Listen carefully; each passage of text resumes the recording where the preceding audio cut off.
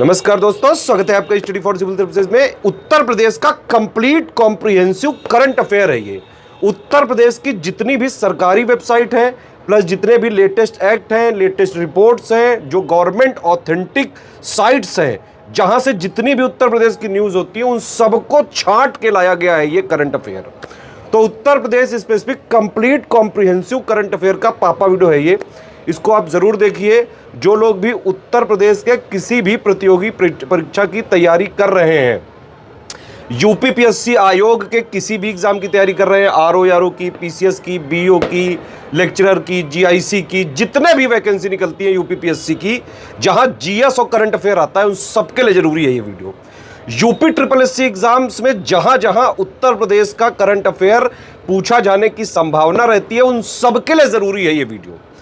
और अगर आप जो है उत्तर प्रदेश के बाहर के हैं लेकिन उत्तर प्रदेश के एग्जाम्स की तैयारी कर रहे हैं, तो ये वीडियो जरूर देखिएगा। वन स्टॉप डेस्टिनेशन है उत्तर प्रदेश के सभी एग्जाम्स को प्रिपेयर करने के लिए, स्टडी फॉर सिविल सर्विसेज। अगर आप स्टडी फॉर सिविल सर्विसेज को फॉलो करते हैं तो यूपी के सारे एग्जाम्स में, यूपीपीएससी के आरओ में हो गया, पीसीएस में हो गया, बीओ में हो गया, और भी जितने एग्जाम्स हैं जहां जीएस और करंट आती है, उसके लिए आप सिर्फ और सिर्फ एक ही सोर्स पर रिलाई कर सकते हैं, वो है स्टडी फॉर सिविल सर्विसेज।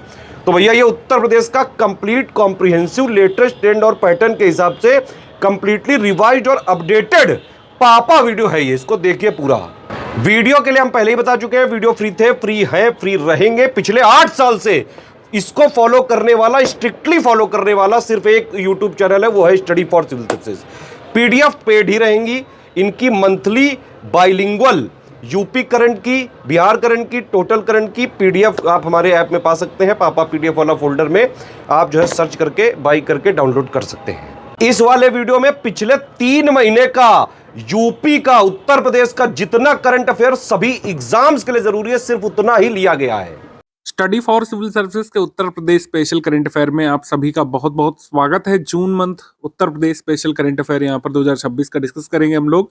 और जितने एग्जाम्स लाइंड अप हैं 2026 में, 27 में, जिसमें उत्तर प्रदेश स्पेशल पूछा जाता है, स्टैटिक हो उसमें भी कुछ क्वेश्चंस करंट अफेयर के अपडेट्स पूछे जाते हैं। और उत्तर प्रदेश करंट अफेयर आगे आने वाले सभी उत्तर प्रदेश के एग्जाम के लिए जरूरी है, जहां पर उत्तर प्रदेश करंट अफेयर पूछा जाता है। आप हमारे अफोर्डेबल कोर्सेज ज्वाइन कर सकते हैं। इन गिवन नंबर्स में से किसी भी एक पर बात करके इन कोर्सेज के बारे में अधिक जानकारी प्राप्त कर सकते हैं। हमारे कोर्सेज टेलीग्राम पर भी चलते हैं और हमारे एप्लीकेशंस पर भी चलते हैं। एमसीक्यू सेक्शन पे आ जाते हैं हम लोग। एमसीक्यू में पहला, एयर इंडिया और भारत सरकार ने हब एंड स्पोक मॉडल के तहत अपनी पहली इजी कनेक्ट उड़ान सेवा शुरू की थी वाराणसी से। ये सही है, ये सही है। और इसके तहत यात्रियों को जो है कंप्लीट री चेक इन, बैगेज ट्रांसफर और इमिग्रेशन प्रोसीजर जो है हर ट्रांसमिट एयरपोर्ट पर नहीं कराना पड़ेगा। इसमें लिखा है कराना पड़ेगा, तो ये रॉन्ग हो जाएगा। इजी कनेक्ट का मतलब ये है कि बार बार वो असुविधा ना हो। तो वाराणसी से passengers directly London, Singapore, Frankfurt, Dubai जो है दिल्ली हब होते हुए जा सकते हैं। दिल्ली में फिर से जो है उनकी चेकिंग वगैरह, जो चेक इन वगैरह और जो ट्रांजिट एयरपोर्ट पर जो चीज़ें होती हैं वो प्रक्रिया नहीं की जाएगी। तो ये सही आंसर हो जाएगा इसमें। सही 1 और 3। 1 और 3 इजी कनेक्ट फ्लाइट सर्विस कहाँ से शुरू की गई थी? वाराणसी से। बी यहाँ पे सही है, बी। 30 मई 2026 को केंद्रीय रक्षा मंत्री राजनाथ सिंह जी ने नौसेना सौर वाटिका का उद्घाटन कहाँ पे किया था? नौसेना सौर वाटिका का उद्घाटन लखनऊ में हुआ था। इकाना स्टेडियम के पास 2 एकड़ से अधिक क्षेत्रों में फैली हुई एक खुली नौसेना प्रदर्शनी है, जो भारतीय नौसेना के अदम्य साहस बलिदान को समर्पित है। नौसेना सौर वाटिका लखनऊ में। 5 जून विश्व पर्यावरण दिवस के अवसर पर उत्तर प्रदेश के किस जिले में स्थित जयप्रकाश नारायण पक्षी अभयारण्य सुराहा ताल को भारत का 100th रामसर साइट घोषित कर दिया गया है? तो ये है बलिया में। ठीक है, जयप्रकाश नारायण या फिर सुराहा ताल बर्ड सेंचुरी बलिया में है, जिला बलिया उत्तर प्रदेश में। ठीक है, 100th रामसर साइट और उत्तर प्रदेश की 13वीं, उत्तर प्रदेश की 13th, इंडिया की 100th। ये आप इसको स्टार मार्क कर लीजिए, एग्जाम में आना ही आना है और आगे साल भी आ सकता है। ठीक है, क्षेत्रीय मौसम विज्ञान केंद्र के बारे में क्या सही है? एक रीजनल मेट्रोलॉजिकल सेंटर जो है लखनऊ में इनॉग्रेट किया गया था 8 जून 2026 को। ये सही है, ये सही। जितेंद्र सिंह जी, केंद्रीय मंत्री जितेंद्र सिंह उत्तर प्रदेश के मुख्यमंत्री योगी आदित्यनाथ जी ने संयुक्त रूप से राष्ट्र को समर्पित किया था। अब लखनऊ में एक रीजनल मेट्रोलॉजिकल सेंटर भी है। उत्तर प्रदेश स्टैटिक में अपडेट करेंगे ये बात आप, ये फैक्ट। उत्तर प्रदेश और उत्तराखंड में अधिक सटीक मौसम पूर्वानुमान और आपदा चेतावनी सेवाएं प्रदान करेगा। तो उत्तराखंड और उत्तर प्रदेश दोनों के लिए ये डेवलपमेंट सिग्निफिकेंट है। आंसर हो जाएगा इसमें डी। यूकेपीएससी के लिए भी जरूरी है और यूपीपीएससी के लिए तो जरूरी है ही। 12 मई 2026 को केंद्रीय मंत्री जितेंद्र सिंह जी ने ही पृथ्वी विज्ञान मंत्रालय के तहत कितने उन्नत मौसम पूर्वानुमान प्रोडक्ट्स को अनएबल किया था, जारी किया था? दो है ये, दो।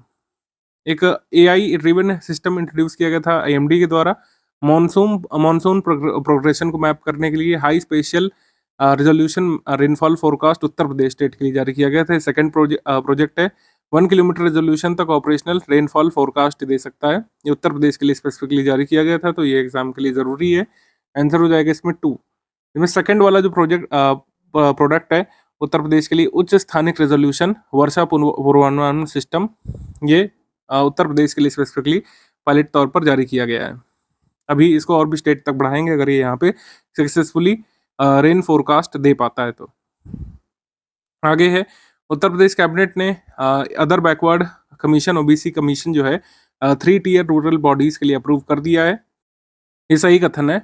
और कुलसुम निशा स्टेट ऑफ उत्तर प्रदेश की जजमेंट में कहा गया था कि मैरिड डॉटर्स को कंपैशनेट अपॉइंटमेंट से, मतलब सरकारी नौकरी जो अनुकंपा नियुक्ति मिलती है उससे वंचित नहीं किया जा सकता है, क्योंकि फिर आर्टिकल 14 और 15 के तहत कॉन्स्टिट्यूशन का उल्लंघन, मतलब और फंडामेंटल राइट का उल्लंघन हो जाएगा। तो विवाहित पुत्री को इस लाभ से दूर रखना संविधान के अनुच्छेद 14 और 15 के तहत एक लैंगिक भेदभाव माना जाएगा। आश्रित होना एक तथ्य है, वैवाहिक स्थिति का परिणाम नहीं। आंसर हो जाएगा इसमें सी। 1 and 2 बोथ करेक्ट, यहाँ पे हो जाएगा सी।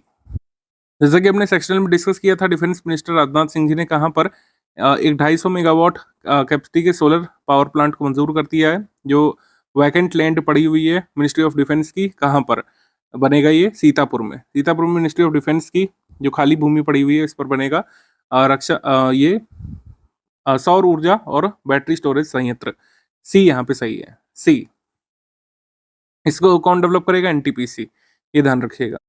जून 2026 में रक्षा मंत्रालय ने लगभग 500 करोड़ रुपए की लागत से national military drone technology hub स्थापित करने के लिए उत्तर प्रदेश में किस इंस्टीट्यूट को सैद्धांतिक मंजूरी दे दी है? अब इसकी बात है, हम लोग डिस्कस कर चुके हैं, आईआईटी कानपुर में खुलेगा ये नेशनल जो है military drone technology hub. 500 crore रुपए की का खर्च इसमें करीब आने वाला है, आईआईटी कानपुर। 7वें राष्ट्रीय अधिवेशन के संबंध में कथनों पर विचार करना है। 13 जून 2026 को मुख्यमंत्री योगी आदित्यनाथ जी ने वाराणसी स्थित बीएचयू में विज्ञान भारती के 7वें राष्ट्रीय अधिवेशन का उद्घाटन किया था।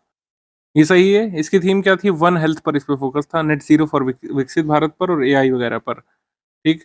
और 13 से 14 जून तक आयोजन किया गया था। भारत और विदेशों से लगभग 1200 से 1300 यहाँ पर थिंकर्स, वैज्ञानिक, शिक्षाविद, उद्योग विशेषज्ञ ये सब आए थे। ये सही। तो वाराणसी में हुआ था, बीएचयू कैंपस में। डी यहाँ पे सही है, डी।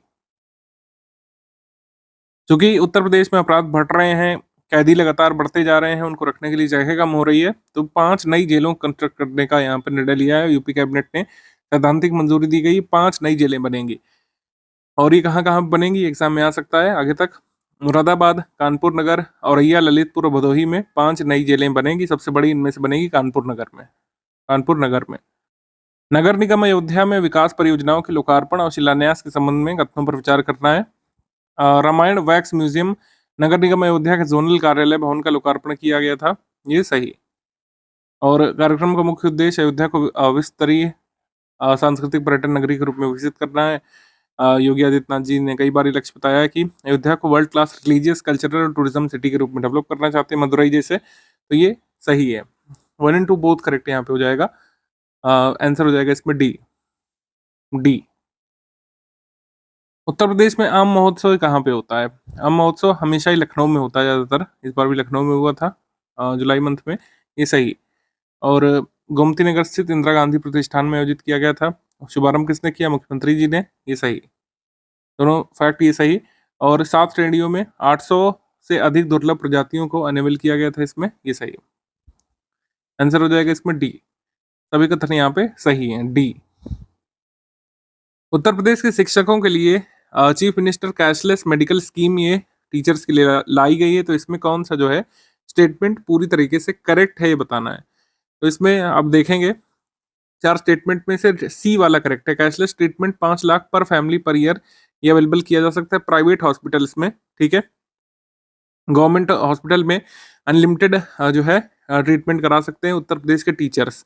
याद रहे कि यूपी गवर्नमेंट के स्कूल टीचर्स के लिए है, ठीक है। इसमें एडेड स्कूल के टीचर्स एलिजिबल नहीं है, ठीक है। मतलब राजकीय विद्यालयों के लिए अनियमित शिक्षकों के लिए है, एडेड विद्यालयों सहायता प्राप्त विद्यालयों के शिक्षक इसके पात्र नहीं है। सी यहाँ पे सही है, सी। गलत कथनों का चयन करना है यहाँ पर। पेट्रोलियम और प्राकृतिक गैस मंत्रालय ने PMG1 योजना के तहत भारत की पहली निजी क्षेत्र की हाइब्रिड 2G इथेनॉल परियोजना को उत्तर प्रदेश में स्थापित होने के लिए मंजूरी दे दी है, ये सही है। और इस परियोजना को उत्तर प्रदेश के धनौरा में विकसित किया जाएगा। इसके लिए 150 करोड़ रुपए की वित्तीय सहायता स्वीकृत की गई है। अब चूंकि दोनों ही कथन यहाँ पे सही है, और तो आंसर हो जाएगा इसमें डी, कि कोई भी इनकरेक्ट नहीं है। इनकरेक्ट पूछा है, इनकरेक्ट दोनों ही नहीं है। उत्तर प्रदेश के धनौरा में हम लोग कह सकते हैं कि इंडिया फर्स्ट प्राइवेट सेक्टर का सेकंड जनरेशन इथेनॉल प्रोजेक्ट यहाँ पे खुलेगा। तो आपके दिमाग में तुरंत ही कौनना चाहिए, अगर आप सच्चे एस्पिरेंट है, कि धनौरा कहाँ पे है, कहाँ पे इथेनॉल संयंत्र लगने वाला है, तो वो हमको पता होना चाहिए। ये अमरोहा में लगेगा। धनौरा वैसे एक जगह झांसी में भी है, लेकिन वहां पे नहीं लगेगा। ये 2G इथेनॉल संयंत्र जहाँ पे लगने वाला है PMG1 योजना के तहत, वो अमरोहा में है, ठीक है, अमरोहा। आगे क्वेश्चन है, मुख्यमंत्री जी ने गोरखपुर में चिलुआ ताल में पर्यटन एवं सौंदर्यीकरण कार्यों का लोकार्पण किया था, ये करेक्ट है। और ये परियोजना वाराणसी स्थित चिलुआ ताल के विकास से संबंधित है। ये इसमें सेकंड वाला ऑब्वियस सी बात है गलत हो जाएगा, क्योंकि चिलुआ ताल जो है यहाँ पे गोरखपुर में है, तो करेक्ट हो जाएगा ओनली 1, ए यहाँ पे सही हो जाएगा, ए यहाँ पे सही हो जाएगा, ए। लखनऊ के निवासी भारतीय अंतरिक्ष यात्री शुभांशु शुक्ला ने जो अपना मेमोरी यानी कि अपनी किताब घोषित की है, ठीक है, उनकी किताब का नाम क्या है? इनकी किताब का नाम होगा the second orbit, the second orbit, the second orbit. B यहाँ पे सही है, द सेकेंड ऑर्बिट। तो उसमें इंटरनेशनल स्पेस स्टेशन पर उनकी यात्रा कैसे रही, कैसे क्या क्या हुआ था, उसको इन्होंने मेंशन किया है इसमें। उत्तर प्रदेश में परीक्षा प्रणाली को पारदर्शी बनाने के लिए AI बेस्ड अटेंडेंस सिस्टम लागू करने का काम या इनिशिएटिव किस यूनिवर्सिटी का उत्तर प्रदेश में? तो ये है AKTU का, जिसको कहा जाता है APJ Abdul Kalam technical university. B यहाँ पे सही है, बी। अगला प्रश्न है कि गोरखपुर के गीडा रीजन में गोरखपुर इंडस्ट्रियल डेवलपमेंट अथॉरिटी के रीजन में विभिन्न विकास परियोजनाओं का लोकार्पण किया। फ्लैटेड फैक्ट्री कॉम्प्लेक्स पूर्वांचल का पहला, उत्तर प्रदेश का दूसरा यहाँ पे खोला गया है, ये सही। और गीडा में EWS LIG आवासीय परिसर विशेष रूप से औद्योगिक क्षेत्र में कार्यरत श्रमिकों के लिए खोले गए, जिससे श्रमिकों को आवास मिल सके, ये सही है। Flatted factory complex first Purvanchal region का, सेकंड उत्तर प्रदेश खोला गया गोरखपुर में। ये मोस्ट इंपॉर्टेंट टेक अवे है इस सवाल का। आंसर हमारा हो जाएगा इसमें डी, फैक्चुअली डी यहाँ पे सही है। उत्तर प्रदेश का पहला फ्लैटेड फैक्ट्री कॉम्प्लेक्स ये कहाँ पे खुलने जा रहा है? ये भी अभी नया ही तैयार हुआ है, तो ये कानपुर में है, ठीक है। उत्तर प्रदेश का पहला कानपुर में, सेकंड गोरखपुर में रहने वाला है। पर्यावरण दिवस 2026 के अवसर पर एक पेड़ माँ के नाम अभियान के तहत उत्तर प्रदेश सरकार ने कितने पौधे लगाने का लक्ष्य रखा है? 5 करोड़ सैपलिंग लगाने का उत्तर प्रदेश ने लक्ष्य यहाँ पे निर्धारित किया था। 5 करोड़ सैपलिंग्स, 5 करोड़ पौधे। मुख्यमंत्री जी ने जनपद अयोध्या के रुदौली विधानसभा क्षेत्र में विभिन्न विकास परियोजना का लोकार्पण शिलान्यास किया था, ये सही। और यहाँ पर रुदौली में वीरांगना झलकारी बाई कोरी की स्टैचू भी अनवील की थी यहाँ पे, ये सही। आंसर हो जाएगा इसमें बोथ 1 and 2 करेक्ट। जो है बोथ 1 and 2 करेक्ट। आंसर इसमें सही हो जाएगा सी, या ए भी कह सकते हैं, ए भी 1 और 2 दोनों सही है, यहाँ पे सही है। उत्तर प्रदेश के नए DGP आ गए हैं, राजीव कृष्ण। तो ये 1991 बैच के IPS ऑफिसर हैं, और ये एक्टिंग DGP रहे उत्तर प्रदेश के पिछले साल से जून 2025 से। अब इनको फुल टाइम बना दिया गया है। 2022 से उत्तर प्रदेश के पास कोई फुल टाइम DGP नहीं था, अभी आ गए हैं राजीव कृष्ण, ये सही है। आंसर क्या हो जाएगा हमारा?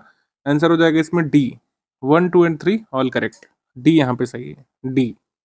NFHS 6 के आंकड़ों के अनुसार 12 से 23 माह आयु वर्ग के पूर्ण टीकाकृत बच्चों का प्रतिशत अब बढ़ा है उत्तर प्रदेश में। ये 70% के राउंड से अब ऊपर उठ करके 81.4% आ गया है, ये सही। मेंस में सब आंकड़ा आप मेंशन कर सकते हैं उत्तर प्रदेश के हेल्थ केयर के डेवलपमेंट में, जब आप मेंशन कर सकते हैं इसको। और वैसे भी ये याद रख सकते हैं कोट करने के लिए कहीं। पूर्ण टीकाकरण कवरेज में बढ़ोतरी की है उत्तर प्रदेश सरकार ने पिछले NFHS 5 से कंपेयर करें अगर, तो उत्तर प्रदेश टॉप 3 स्टेट्स में आ गया है भारत में जिन्होंने ग्रेटेस्ट इंप्रूवमेंट दिखाई है कंप्लीट इम्यूनाइजेशन में, ये सही। आंसर क्या हो जाएगा हमारा? करेक्ट। तीनों ही स्टेटमेंट यहाँ पे करेक्ट हैं, 1, 2 and 3 तीनों ही करेक्ट। 100 करोड़ रुपए की लागत से उत्तर प्रदेश के किस जिले में विश्व का सबसे ऊंचा शिवलिंग और भव्य अर्बन पार्क विकसित करने का निर्णय लिया गया है? ठीक है, आंसर यहाँ पे हो जाएगा B Varanasi, B Varanasi, B. 130 feet ऊंचा इसको वर्ल्ड्स लार्जेस्ट या लॉन्गेस्ट शिवलिंग अभी तक का यहाँ पे कहा जा रहा है, 130 फीट ऊंचा। स्वच्छ भारत मिशन अर्बन के तहत किस शहर ने सड़कों और गौशालाओं से निकलने वाले गोबर पशु अपशिष्ट को प्राकृतिक पेंट में बदलने की इनिशिएटिव को अंजाम दिया है? यह है गाजियाबाद, यह है गाजियाबाद, ये यहाँ पे सही है। आगे है clean and green school rating, ये सिस्टम के बारे में बताना है क्या सही। Clean and green school rating 2025-26 से मिनिस्ट्री ऑफ एजुकेशन का इनिशिएटिव है जो कि इको फ्रेंडली एक्टिविटीज स्कूल्स में प्रमोट करना चाहता है। स्वच्छता, इको फ्रेंडली एक्टिविटीज जो स्कूल प्रमोट करते हैं उनको रेटिंग मिलती है और प्राइज भी मिलता है। तो 191 विद्यालयों को राष्ट्रीय स्तर पर सर्टिफिकेट ऑफ मेरिट यहाँ पे दिया गया है। इन 191 में से 11 स्कूल जो है ये उत्तर प्रदेश को बिलोंग करते हैं, ये यहाँ पे गिवन है। ठीक है, ये सही है, ये दोनों स्टेटमेंट यहाँ पे सही है, तीनों ही सही है बिल्कुल। इसमें लिखा गया कि 51 लाख रुपए मिलते हैं जो स्कूल जो है कह सकते हैं सर्टिफिकेट प्राप्त करता है। ये एग्जेजरेटेड स्टेटमेंट है, 51 लाख नहीं मिलते, 21 लाख रुपए स्कूल को मिलते हैं जिस स्कूल को सर्टिफिकेट ऑफ मेरिट मिलता है ग्रीन और क्लीन स्कूल रेटिंग में। आंसर हो जाएगा इसमें ए, 1, 2 एंड 3 यहाँ पे करेक्ट है। केवल 1, 2 और 3, 21 लाख मिलते हैं, 51 लाख नहीं। उत्तर प्रदेश में बागवानी क्षेत्र को बढ़ावा देने के लिए क्लीन प्लांट सेंटर स्थापित करने की घोषणा किस शहर में की गई? हमारे इस समय कृषि मंत्री शिवराज सिंह चौहान जी ने अनाउंसमेंट किया था बागवानी क्षेत्र को प्रोत्साहित करने के लिए लखनऊ में क्लीन प्लांट सेंटर स्टैब्लिश किया जाएगा। क्लीन प्लांट सेंटर, सी यहाँ पे सही है, सी। और इसमें हमको गलत उत्तर की पहचान करनी है। उत्तर प्रदेश की पहली ग्रीन पावर इवैक्यूएशन परियोजना के बारे में क्या सही है? सनश्योर एनर्जी ने उत्तर प्रदेश के महोबा डिस्ट्रिक्ट में कबरई रीजन में 105 मेगावाट क्षमता वाले सोलर पावर प्लांट को शुरू करने का निर्णय लिया है जो उत्तर प्रदेश का फर्स्ट ग्रीन कह सकते हैं पावर इवैक्यूएशन प्रोजेक्ट होगा। और फेज मतलब ये ग्रीन एनर्जी कॉरिडोर फेज 2 के तहत उत्तर प्रदेश की पहली ग्रीन पावर इवैक्यूएशन परियोजना है, ये भी सही। और बुंदेलखंड रीजन में लगभग 4000 मेगावाट सौर ऊर्जा को राजग्रिड तक पहुंचाना है, ये सही, क्योंकि Mahoba is a part of Bundelkhand. Answer यहाँ पे सही हो जाएगा नन ऑफ द अबव, क्योंकि तीनों स्टेटमेंट यहाँ पे सही है। नमामि गंगे मिशन के बदलते स्वरूप के बारे में कौन सा स्टेटमेंट सही है? नमामि गंगे मिशन के नए स्वरूप की घोषणा विश्व पर्यावरण दिवस के अवसर पर उत्तर प्रदेश के बुलंदशहर स्थित नरोरा में हुई थी। New version of Namami Gange launch किया गया था 5 जून को बुलंदशहर में, याद रखिएगा, बुलंदशहर के नरोरा से। इस कार्यक्रम की अध्यक्षता CR पाटिल जी ने की थी जो केंद्रीय जल शक्ति मंत्री हैं इस समय। और न्यू वर्जन में उद्देश्य यह है कि रिवर इकोसिस्टम रिस्टोरेशन, सिर्फ गंगा की सफाई नहीं, पूरा गंगा का इकोसिस्टम रिस्टोरेशन करना इस नए मिशन का उद्देश्य है, ये सही, डी यहाँ पे सही है, all of the above correct. एक जो बिल्कुल नया इनिशिएटिव जो इसमें लिया गया है वो है ड्रोन सर्वे का, क्योंकि जब नमामि गंगे आया था तब ड्रोन वगैरह भारत ने इतने विकसित नहीं किए थे। तो नमामि गंगे मिशन जो नया वाला आया है इसमें ड्रोन से नदी वगैरह का सर्वे किया जाएगा। 26 जून को श्री राम जन्मभूमि तीर्थ क्षेत्र ट्रस्ट से के किस महासचिव ने वित्तीय प्रबंधन और चढ़ावे की चोरी से जुड़े आरोपों के बीच अपने पद से इस्तीफा दिया था? ये है श्री चंपत राय। चंपत राय जो राम जन्मभूमि मंदिर तीर्थ क्षेत्र के सेक्रेटरी थे, इन्होंने अब रिजाइन कर दिया है। चंपत राय के जाने के बाद ये पद खाली नहीं रहा था, इंटरिम जनरल सेक्रेटरी बनाए गए थे राम मंदिर ट्रस्ट के, और कृष्ण मोहन, इनका नाम ध्यान रख सकते हैं, कृष्ण मोहन ये बनाए गए थे। अनिल मिश्रा और चंपत राय ने रिजाइन किया था, कृष्ण मोहन जो है जनरल सेक्रेटरी बने थे इंटरिम तौर पर। उत्तर प्रदेश में वर्ष 2026-27 के शैक्षणिक वर्ष के लिए 1 जुलाई 2026 से राज्यव्यापी स्कूल चलो अभियान के दूसरे चरण की शुरुआत किस जिले में की गई थी? राज्यव्यापी स्कूल चलो अभियान की शुरुआत हुई थी सहारनपुर से, ए यहाँ पे सही है।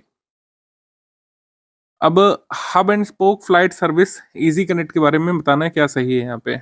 इसको union civil aviation minister Ram Mohan Naidu ने लॉन्च किया था वाराणसी से, ये करेक्ट है। और check in immigration custom baggage clearance Varanasi पर हो जाएगा और दिल्ली में फिर से यात्रियों को ये सब नहीं कराना पड़ेगा। टियर 2 और टियर 3 शहरों को हब एयरपोर्ट्स के माध्यम से राष्ट्रीय और अंतर्राष्ट्रीय गंतव्यों तक पहुंचने के लिए सक्षम बनाना इसका उद्देश्य है इस सर्विस का, ये सही है।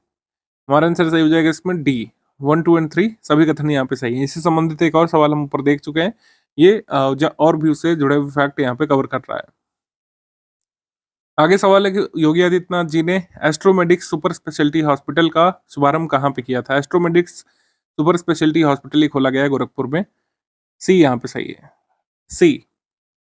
प्रधानमंत्री जी की अध्यक्षता में कैबिनेट ने हाल ही में उत्तर प्रदेश के किस नए ग्रीनफील्ड हाईवे के निर्माण को मंजूर कर दिया था? ग्रीनफील्ड हाईवे ये बनने वाला है Kanpur Kabrai greenfield highway, D यहाँ पे सही है। 117.7 किलोमीटर लंबा ये होगा। योगी आदित्यनाथ जी ने बरेली में हिंदी साहित्य लोकनाट्य परंपरा के महान नाटककार राधे श्याम रामायण के रचयिता किस साहित्यकार की प्रतिमा का अनावरण किया था? राधे श्याम रामायण के रचयिता हैं पंडित राधे श्याम कथावाचक, सी यहाँ पे सही है, सी। प्रधानमंत्री जी ने अपने कार्यक्रम मन की बात में बुलंदशहर के एमजी नरेगा के तहत पुनर्जीवित की गई किस नदी का उल्लेख जो है जन भागीदारी के उत्कृष्ट उदाहरण के रूप में किया था? एमजी नरेगा के तहत बुलंदशहर की नीम रिवर को रिजुवनेट किया गया है, ठीक है, सी यहाँ पे सही है सी। जन भागीदारी के तहत इसको रिजुवनेट किया गया है नीम रिवर को। नीम रिवर जो है ये किसकी ट्रिब्यूटरी बन जाती है? अल्टीमेटली काली रिवर में मिल जाती है, ध्यान रखिएगा, ठीक है। Originates from Datiana village in Hapur and flows through Bulandshahr and Aligarh before merging it with Eastern Kali River in Kasganj. Neem river जो है ये काली नदी की ट्रिब्यूटरी हो जाएगी। ओरिजिनेट कहाँ पे होती है? हापुड़ में। उत्तर प्रदेश द्वारा ये जो पुरानी नदियां है ना, इसके बारे में कई बार आ जाता है एग्जाम में, तो देखिएगा जरूर इसके बारे में। उत्तर प्रदेश सरकार द्वारा राज्य का पहला अत्याधुनिक प्लेसमेंट भवन कहाँ पे स्टैब्लिश किया गया था? प्लेसमेंट भवन स्टैब्लिश किया गया था गवर्नमेंट ITI अलीगंज में, सी यहाँ पे सही है, सी। प्लेसमेंट भवन लखनऊ के अलीगंज में गवर्नमेंट ITI परिसर में ये खोला गया था। उत्तर प्रदेश के निर्यात के संबंध में बताना है कि फाइनेंशियल ईयर 2025-26 में उत्तर प्रदेश का टोटल एक्सपोर्ट जो है इस आंकड़े को पार कर गया था। 2 लाख करोड़ का आंकड़ा पहली बार उत्तर प्रदेश ने क्रॉस किया था 2025-26 में, ये ध्यान रखिएगा। निर्यात के मामले में उत्तर प्रदेश देश में 5वें स्थान पर रहा था और लैंड लॉक स्टेट्स के मामले में पहले स्थान पर, ठीक।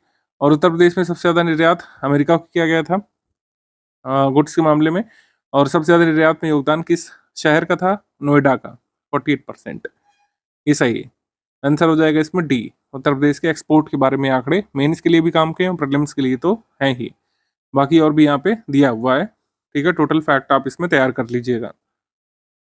स्टडी फॉर सिविल सर्विसेज के उत्तर प्रदेश करंट अफेयर में आप सभी का बहुत बहुत स्वागत है। मई मंथ 2026 का उत्तर प्रदेश स्पेशल करंट अफेयर आगे आने वाले सभी उत्तर प्रदेश के एग्जाम्स के लिए हम लोग डिस्कस करेंगे। यहाँ पर उत्तर प्रदेश के करंट अफेयर से जितने भी सवाल आप स्टडी फॉर सिविल सर्विसेज की हेल्प लेकर के किए हैं उनके बारे में आप मेंशन कर सकते हैं कमेंट्स में। हाल में अभी काफी सारे एग्जाम्स उत्तर प्रदेश में कराए गए थे, वनडे एग्जाम्स और स्टेट PCS एग्जाम में स्टडी फॉर सिविल सर्विसेज के उत्तर प्रदेश करंट अफेयर से काफी आपको लाभ मिलता ही है। स्टडी फॉर सिविल सर्विसेज के कोर्सेज रनिंग है उत्तर प्रदेश की परीक्षाओं के लिए। इसके लिए आप study for civil services application हमारा डाउनलोड कर सकते हैं। वनडे एग्जाम्स के लिए ज्ञान सर एजुकेशन करके एप्लीकेशन है, उस पर जो है आप जरूर जुड़ जाइए। यहाँ पर काफी सारे इंपॉर्टेंट अपडेट्स उसमें आपको मिलते रहते हैं। तो पहला हमारा MCQ है 28 अप्रैल 2026 को प्रधानमंत्री जी ने किस स्थान पर आयोजित एक महिला सम्मेलन में भाग लिया था और 6350 करोड़ रुपए की योजनाओं का शिलान्यास लोकार्पण किया? तो जो है वाराणसी से किया गया था, जो है सी वाराणसी में महिला सम्मेलन में मोदी जी ने पार्टिसिपेट किया था, ये सही है। वाराणसी यहाँ पर आपका सही उत्तर हो जाएगा। 28 अप्रैल 2026 की ये बात है, इसका उत्तर हो जाएगा वाराणसी। और इसमें जो कह सकते हैं लोकार्पण वगैरह किया गया था उसमें जरूरी चीजें क्या है वो यहाँ पर देख लेते हैं।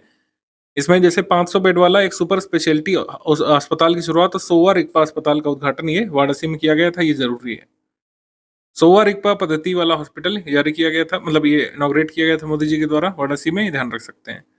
आगे है केंद्रीय मंत्री जितेंद्र सिंह ने भारत में वैज्ञानिक अनुसंधान बुनियादी संरचना और नवाचार को मजबूत करने के लिए BHU में साथी सुविधा का दौरा किया था, ये सही है, ये कथन सही। उत्तर प्रदेश कैबिनेट ने राज्य की बढ़ती बिजली को मांग को पूरा करने के लिए प्रयागराज के मेजा सेकंड तापीय विद्युत परियोजना विस्तार को मंजूरी दे दी है। मेजा फेज 2 मतलब मेजा जो पावर जनरेशन प्लांट है, ठीक है, इसकी कैपेसिटी बढ़ाई जाएगी मेजा 2 के तहत। थर्मल पावर जनरेशन प्लांट की कैपेसिटी यहाँ पे बढ़ाई जाएगी, ठीक है। आंसर हो जाएगा इसमें C 1 and 2 both correct, C 1 and 2 both correct. Saathi initiative जो BHU का है बेसिकली ये फोकस्ड है रिसर्च और इनोवेशन पर। रिसर्च इंफ्रास्ट्रक्चर कैसे लीप्स एंड बाउंड्स में भारत का आगे बढ़ सकता है, यानी कि तेजी से आगे बढ़ सकता है, उसके बारे में साथी इनिशिएटिव BHU में काम करता है। अयोध्या में जन्मे मशहूर शायर प्रसिद्ध कवि बशीर बद्र का 28 मई 2026 को निधन हो गया था। उनको पद्मश्री कब दिया गया था? 1999 में इनको पद्मश्री से सम्मानित किया गया था बशीर बद्र को, बी यहाँ पे सही कथन है। आगे है अप्रैल 2026 में उत्तर प्रदेश डिफेंस कॉरिडोर के किस नोड में भारत इलेक्ट्रॉनिक्स लिमिटेड BEL के लिए 75 हेक्टेयर भूमि आवंटित की गई थी? चित्रकूट नोड पर जो है डिफेंस इंडस्ट्रियल कॉरिडोर में BEL के लिए भूमि आवंटित की गई है। तो BEL यहाँ पर बेसिकली बनाएगा क्या, radar and air defence system manufacturing unit basically BEL यहाँ पे लगाएगा। आगे निम्नलिखित में से कौन सा कथन रॉन्ग है।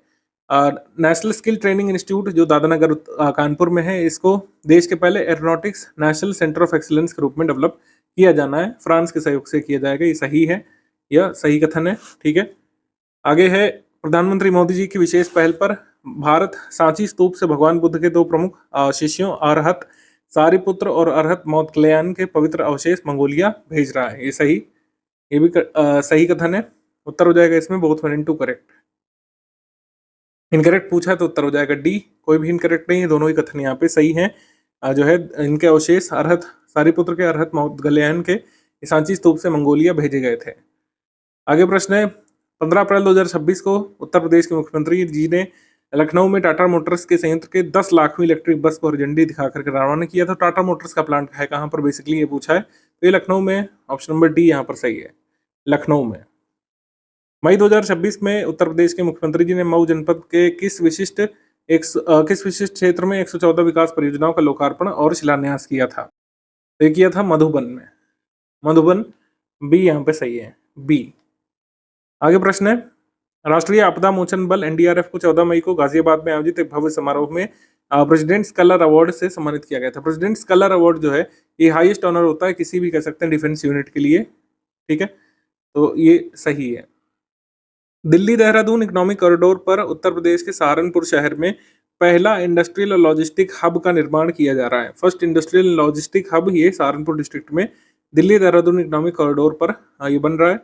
ये सही है, हमारा उत्तर हो जाएगा इसमें correct 1 and 2 both correct, 1 and 2 both correct, C. Uttar Pradesh में योगी आदित्यनाथ द्वारा मऊ के ताजपुर में ग्रामीण सैनिक हॉस्पिटल की स्थापना निम्नलिखित में से किसके द्वारा जो है की गई है। रिटायर्ड ब्रिगेडियर PN सिंह के द्वारा, बी यहाँ पर सही है, बी। निम्नलिखित कथनों पर विचार करें। वरिष्ठ IPS अधिकारी राजीव कृष्ण को उत्तर प्रदेश का पूर्णकालिक पुलिस महानिदेशक बनाया गया था। Full time director general of police ये बनाया गया था, ये सही। उसके बाद राजनाथ सिंह और उत्तर प्रदेश के मुख्यमंत्री योगी आदित्यनाथ जी ने नौसेना सौर वाटिका का उद्घाटन किया था। नेवल सौर वाटिका का उद्घाटन लखनऊ में, ये सही, ये सही। आंसर हो जाएगा इसमें both 1 and 2 correct, both 1 and 2 correct. Answer हो जाएगा इसमें सी, बोथ 1 and 2 करेक्ट। 2 मई 2026 को भारतीय रेलवे ने उत्तर प्रदेश के रायबरेली स्थित मॉडर्न रेल कोच फैक्ट्री जो है इसमें कौन सी वंदे भारत ट्रेन को रवाना किया था। सभी जो है वंदे भारत ट्रेन को इसमें रवाना किया गया था। पहली ट्रेन जो है Vande Bharat train project year 2018 शुरू हुआ था, आपको पता है, वाराणसी से चली थी। इंटीग्रेटेड कोच फैक्ट्री जो चेन्नई में है, पहले सिर्फ वहीं बनती थी, लेकिन फिर बाद में ये रेल कोच फैक्ट्री कपूरथला में और मॉडर्न कोच फैक्ट्री रायबरेली में भी बनने लगी। 3 जगह वंदे भारत के यहाँ पर कोच मैन्युफैक्चरिंग यूनिट है। 2 मई को उत्तर प्रदेश स्थित किस रेलवे कोच फैक्ट्री ने परीक्षण और फील्ड ट्रायल के लिए अपना पहला 16 कार का वंदे भारत चेयर और कार ट्रेन सेट सफलतापूर्वक रोल आउट किया है। 16 car Vande Bharat chair car train set testing और फील्ड ट्रायल के लिए सक्सेसफुली उतारा है किसने, मॉडर्न कोच फैक्ट्री रायबरेली ने, मॉडर्न कोच फैक्ट्री रायबरेली ने, डी यहाँ पे सही है। सुरक्षित गतिशीलता कार्यक्रम के संबंध में कौन सा कथन यहाँ पे सही है। सेफ मोबिलिटी प्रोग्राम के बारे में क्या सही है। पहला कि इसको शुरू किया गया safe mobility program women's empowerment promote करने के लिए, सेफ ट्रांसपोर्टेशन और एम्प्लॉयमेंट जनरेशन पर ध्यान केंद्रित करने के लिए। ये सही है कि महिलाएं जो है एम्प्लॉयमेंट पर फोकस करें और ये ना सोचे कि रात हो रही है, रात में निकलने से भयभीत ना हो, इसके लिए सेफ मोबिलिटी कार्यक्रम शुरू किया गया है। तो स्वयं सहायता समूहों की महिलाओं को ई रिक्शा चालक के रूप में प्रशिक्षित करना इसका उद्देश्य है, जिससे महिलाओं और लड़कियों को सुरक्षित सुलभ आवागमन सुनिश्चित हो सके, ये सही है। तो इसको शुरुआत में कहाँ पे लॉन्च किया गया है, लखनऊ, कानपुर, नोएडा, कौशाम्बी, झांसी में। तो ये नगर गलत है। सेफ मोबिलिटी प्रोग्राम जो है women transport mobility safe mobility के लिए ये शुरू किया गया अयोध्या में, गोरखपुर में, वाराणसी में, कौशाम्बी में, झांसी में, यानी कि Tier 2 सिटीज में ये शुरू किया गया है। तो आंसर हो जाएगा इसमें 1 and 2 ओनली, 1 and 2 ओनली, सी यहाँ पे सही है। मार्च 2026 में उत्तर प्रदेश सरकार ने सारस के संरक्षण और पर्यटन को बढ़ावा देने के लिए एक सारस सर्किट विकसित करने की योजना की घोषणा की थी कि एक सारस सर्किट यहाँ पे खुलेगा उत्तर प्रदेश में। सारस क्रेन उत्तर प्रदेश का राजकीय पक्षी है और विश्व का सबसे लंबी उड़ान भरने वाला पक्षी भी है, यह सही है। ठीक है, इस परियोजना का कार्यान्वयन वन विभाग द्वारा किया जाएगा और पर्यावरण पर्यटन विकास बोर्ड के माध्यम से किया जाएगा। ये सही, सारा सर्कल का डेवलपमेंट ये सही है। अभी कहाँ पे डेवलप होगा वो ज़्यादा महत्वपूर्ण रहेगा, जब ये इन्फॉर्मेशन आएगी तो हम आपको अपडेट कर देंगे मंथली करंट अफेयर में, ठीक है। हमारा उत्तर यहाँ पे हो जाएगा डी। डी यहाँ पे सही है, डी। आगे है स्वास्थ्य बुनियादी संरचना के संवर्धन के लिए मऊ में बन रहे नए मेडिकल कॉलेज के निर्माण किस मॉडल के तहत किया जा रहा है? पब्लिक प्राइवेट पार्टनरशिप मॉडल के तहत इसका निर्माण किया जा रहा है। आगे मुख्यमंत्री योगी आदित्यनाथ जी ने प्रयागराज में 400 करोड़ रुपए से अधिक विभिन्न विकास परियोजनाओं का लोकार्पण शिलान्यास किया था। ये भव्य आयोजन किस पावन अवसर पर संपन्न हुआ था? गंगा दशहरा के दिन। बी यहाँ पे सही है, गंगा दशहरा, बी। राष्ट्रीय उत्कृष्टता केंद्र जो एरोनॉटिक्स पर आधारित होगा, एरोनॉटिक्स और डिफेंस पर आधारित नेशनल सेंटर ऑफ एक्सीलेंस, ये कहाँ पे खुलना है? कानपुर नगर में। कानपुर नगर के नेशनल स्किल ट्रेनिंग इंस्टीट्यूट में खुलेगा national centre for excellence for aeronautics and defence, ये सही। और इसके लिए रशिया का सहयोग लिया जा रहा है, रॉन्ग है। फ्रांस का सहयोग इसको बनाने में लिया जाएगा। रशियन गवर्नमेंट नहीं इसको सपोर्ट करेगी प्रोजेक्ट को, फ्रांस की सरकार, फ्रांस गवर्नमेंट इसको सपोर्ट करेगी। स्थापना प्रधानमंत्री कौशल विकास और रोजगार क्षमता परिवर्तन सेतु के अंतर्गत की जाएगी, यानी पीएम सेतु योजना के तहत जो है इसको इम्प्लीमेंट किया जाएगा, ये सही, यस। इसमें उत्तर हो जाएगा हमारा 1 and 3 only correct. 1 and 3 only यहाँ पे करेक्ट है, 1 and 3 ओनली। हाल ही में उत्तर प्रदेश के किन दो शहरों के बीच लगभग 200 किलोमीटर लंबे एक विशाल पैलियो नदी चैनल या फिर प्राचीन भूमिगत नदी मार्ग की खोज की गई थी? ये नदी मार्ग खोजा गया था प्रयागराज से कानपुर के बीच बहने वाला भूमिगत नदी मार्ग, जो कि बहुत पुराना है। नेशनल जियो फिजिकल रिसर्च इंस्टीट्यूट ने इसको जो है खोजा है इलेक्ट्रोमैग्नेटिक टेक्नोलॉजी के तहत। ये पैलियो चैनल जो है 10 से 15 मीटर नीचे दबा हुआ है ग्राउंड सरफेस में दोआब रीजन में, और प्रेजेंट डे जो है गंगा और यमुना के रीजन में ही ये 10 से 15 मीटर नीचे है। इसका रूट जब लगभग 200 किलोमीटर लंबा और 4 से 5 किलोमीटर चौड़ा बताया जा रहा है। रक्षा मंत्री जी ने 4 मई 2026 को रक्षा त्रिवेणी संगम पर आधारित जो है नॉर्थ टेक सिंपोजियम का आयोजन कहाँ पे किया था? नॉर्थ टेक सिंपोजियम का आयोजन हुआ था प्रयागराज में, प्रयागराज में, ए यहाँ पे सही है। उदयन किले के बारे में क्या सही है बताना है। जो करीब 2500 वर्ष पुराना उदयन किला है, उत्तर प्रदेश के कौशाम्बी जिले में अवस्थित है उदयन किला, ये सही है। और यमुना नदी किनारे स्थित प्राचीन भारत के 16 महाजनपदों में से एक वत्स साम्राज्य के राजा उदयन से जुड़ा हुआ है, ठीक है, ये सही है। हमारा उत्तर क्या हो जाएगा इसमें? 1 and 2 बोथ करेक्ट, सी यहाँ पे सही है, 1 and 2 बोथ करेक्ट, सी। किस सरकारी संस्था ने उत्तर प्रदेश के गाजियाबाद में एक अत्याधुनिक शू टेस्टिंग लैब की स्थापना की है? तो नेशनल टेस्ट हाउस ने शू टेस्टिंग लैब की स्थापना की है, कहाँ पे? गाजियाबाद में, गाजियाबाद में नेशनल टेस्ट हाउस ने एक शू टेस्टिंग लैब की स्थापना की है गाजियाबाद में।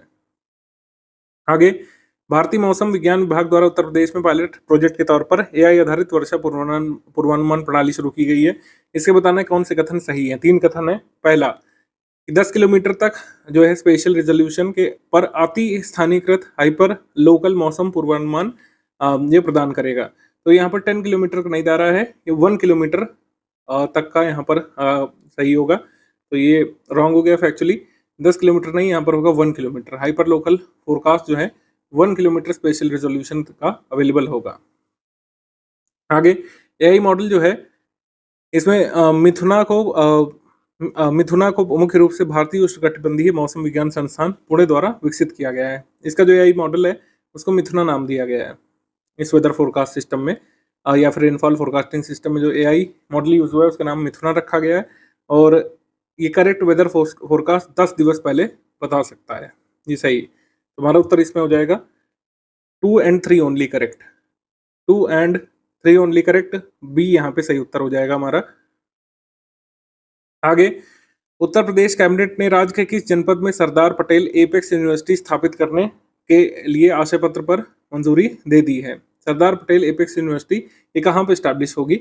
इसके लिए उत्तर प्रदेश सरकार ने मंजूर कर दिया है, चुनार तहसील मिर्जापुर में स्टैब्लिश होगी, मिर्जापुर में, डी यहाँ पे सही है, डी। आगे बढ़ते हैं। विजिट माई स्टेट अभियान के बारे में क्या सही है? उत्तर प्रदेश सरकार ने विजिट माई स्टेट शुरू किया था डोमेस्टिक और कल्चरल टूरिज्म को प्रमोट करने के लिए, ये सही है। इस अभियान का उद्देश्य स्थानीय लोगों पर्यटकों को राज्य की समृद्ध सांस्कृतिक, ऐतिहासिक और धार्मिक विरासत के बारे में और इको टूरिज्म से परिचित कराना था। ये सही।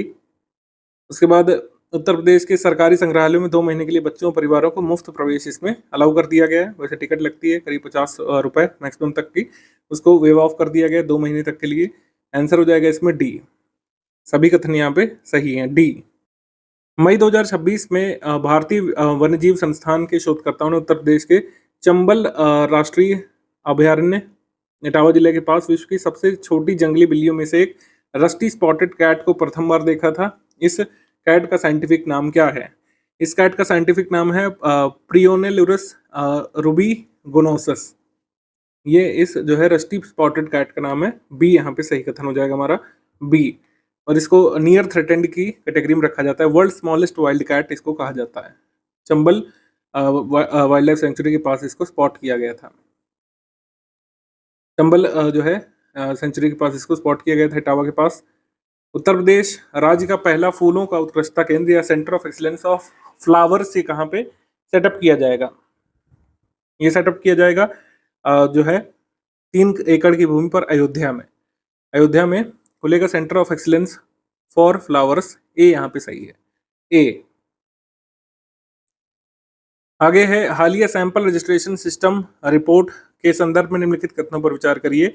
उत्तर प्रदेश का मातृ मृत्यु अनुपात 141 से बढ़कर 154 हो गया है। उत्तर प्रदेश का एमएमआर घटने के बजाय बढ़ रहा है। इस रिपोर्ट के अनुसार उत्तर प्रदेश देश में सर्वाधिक एमएमआर वाला राज्य बन चुका है, तो ये सही है। और उत्तर प्रदेश का आईएमआर भी देश में सेकंड हाईएस्ट है। सेकंड हाईएस्ट आईएमआर और सबसे ज्यादा एमएमआर उत्तर प्रदेश में दर्ज किया गया है। आंसर हो जाएगा इसमें C. 1 and 2 both correct. 1 and 2 both correct, सी।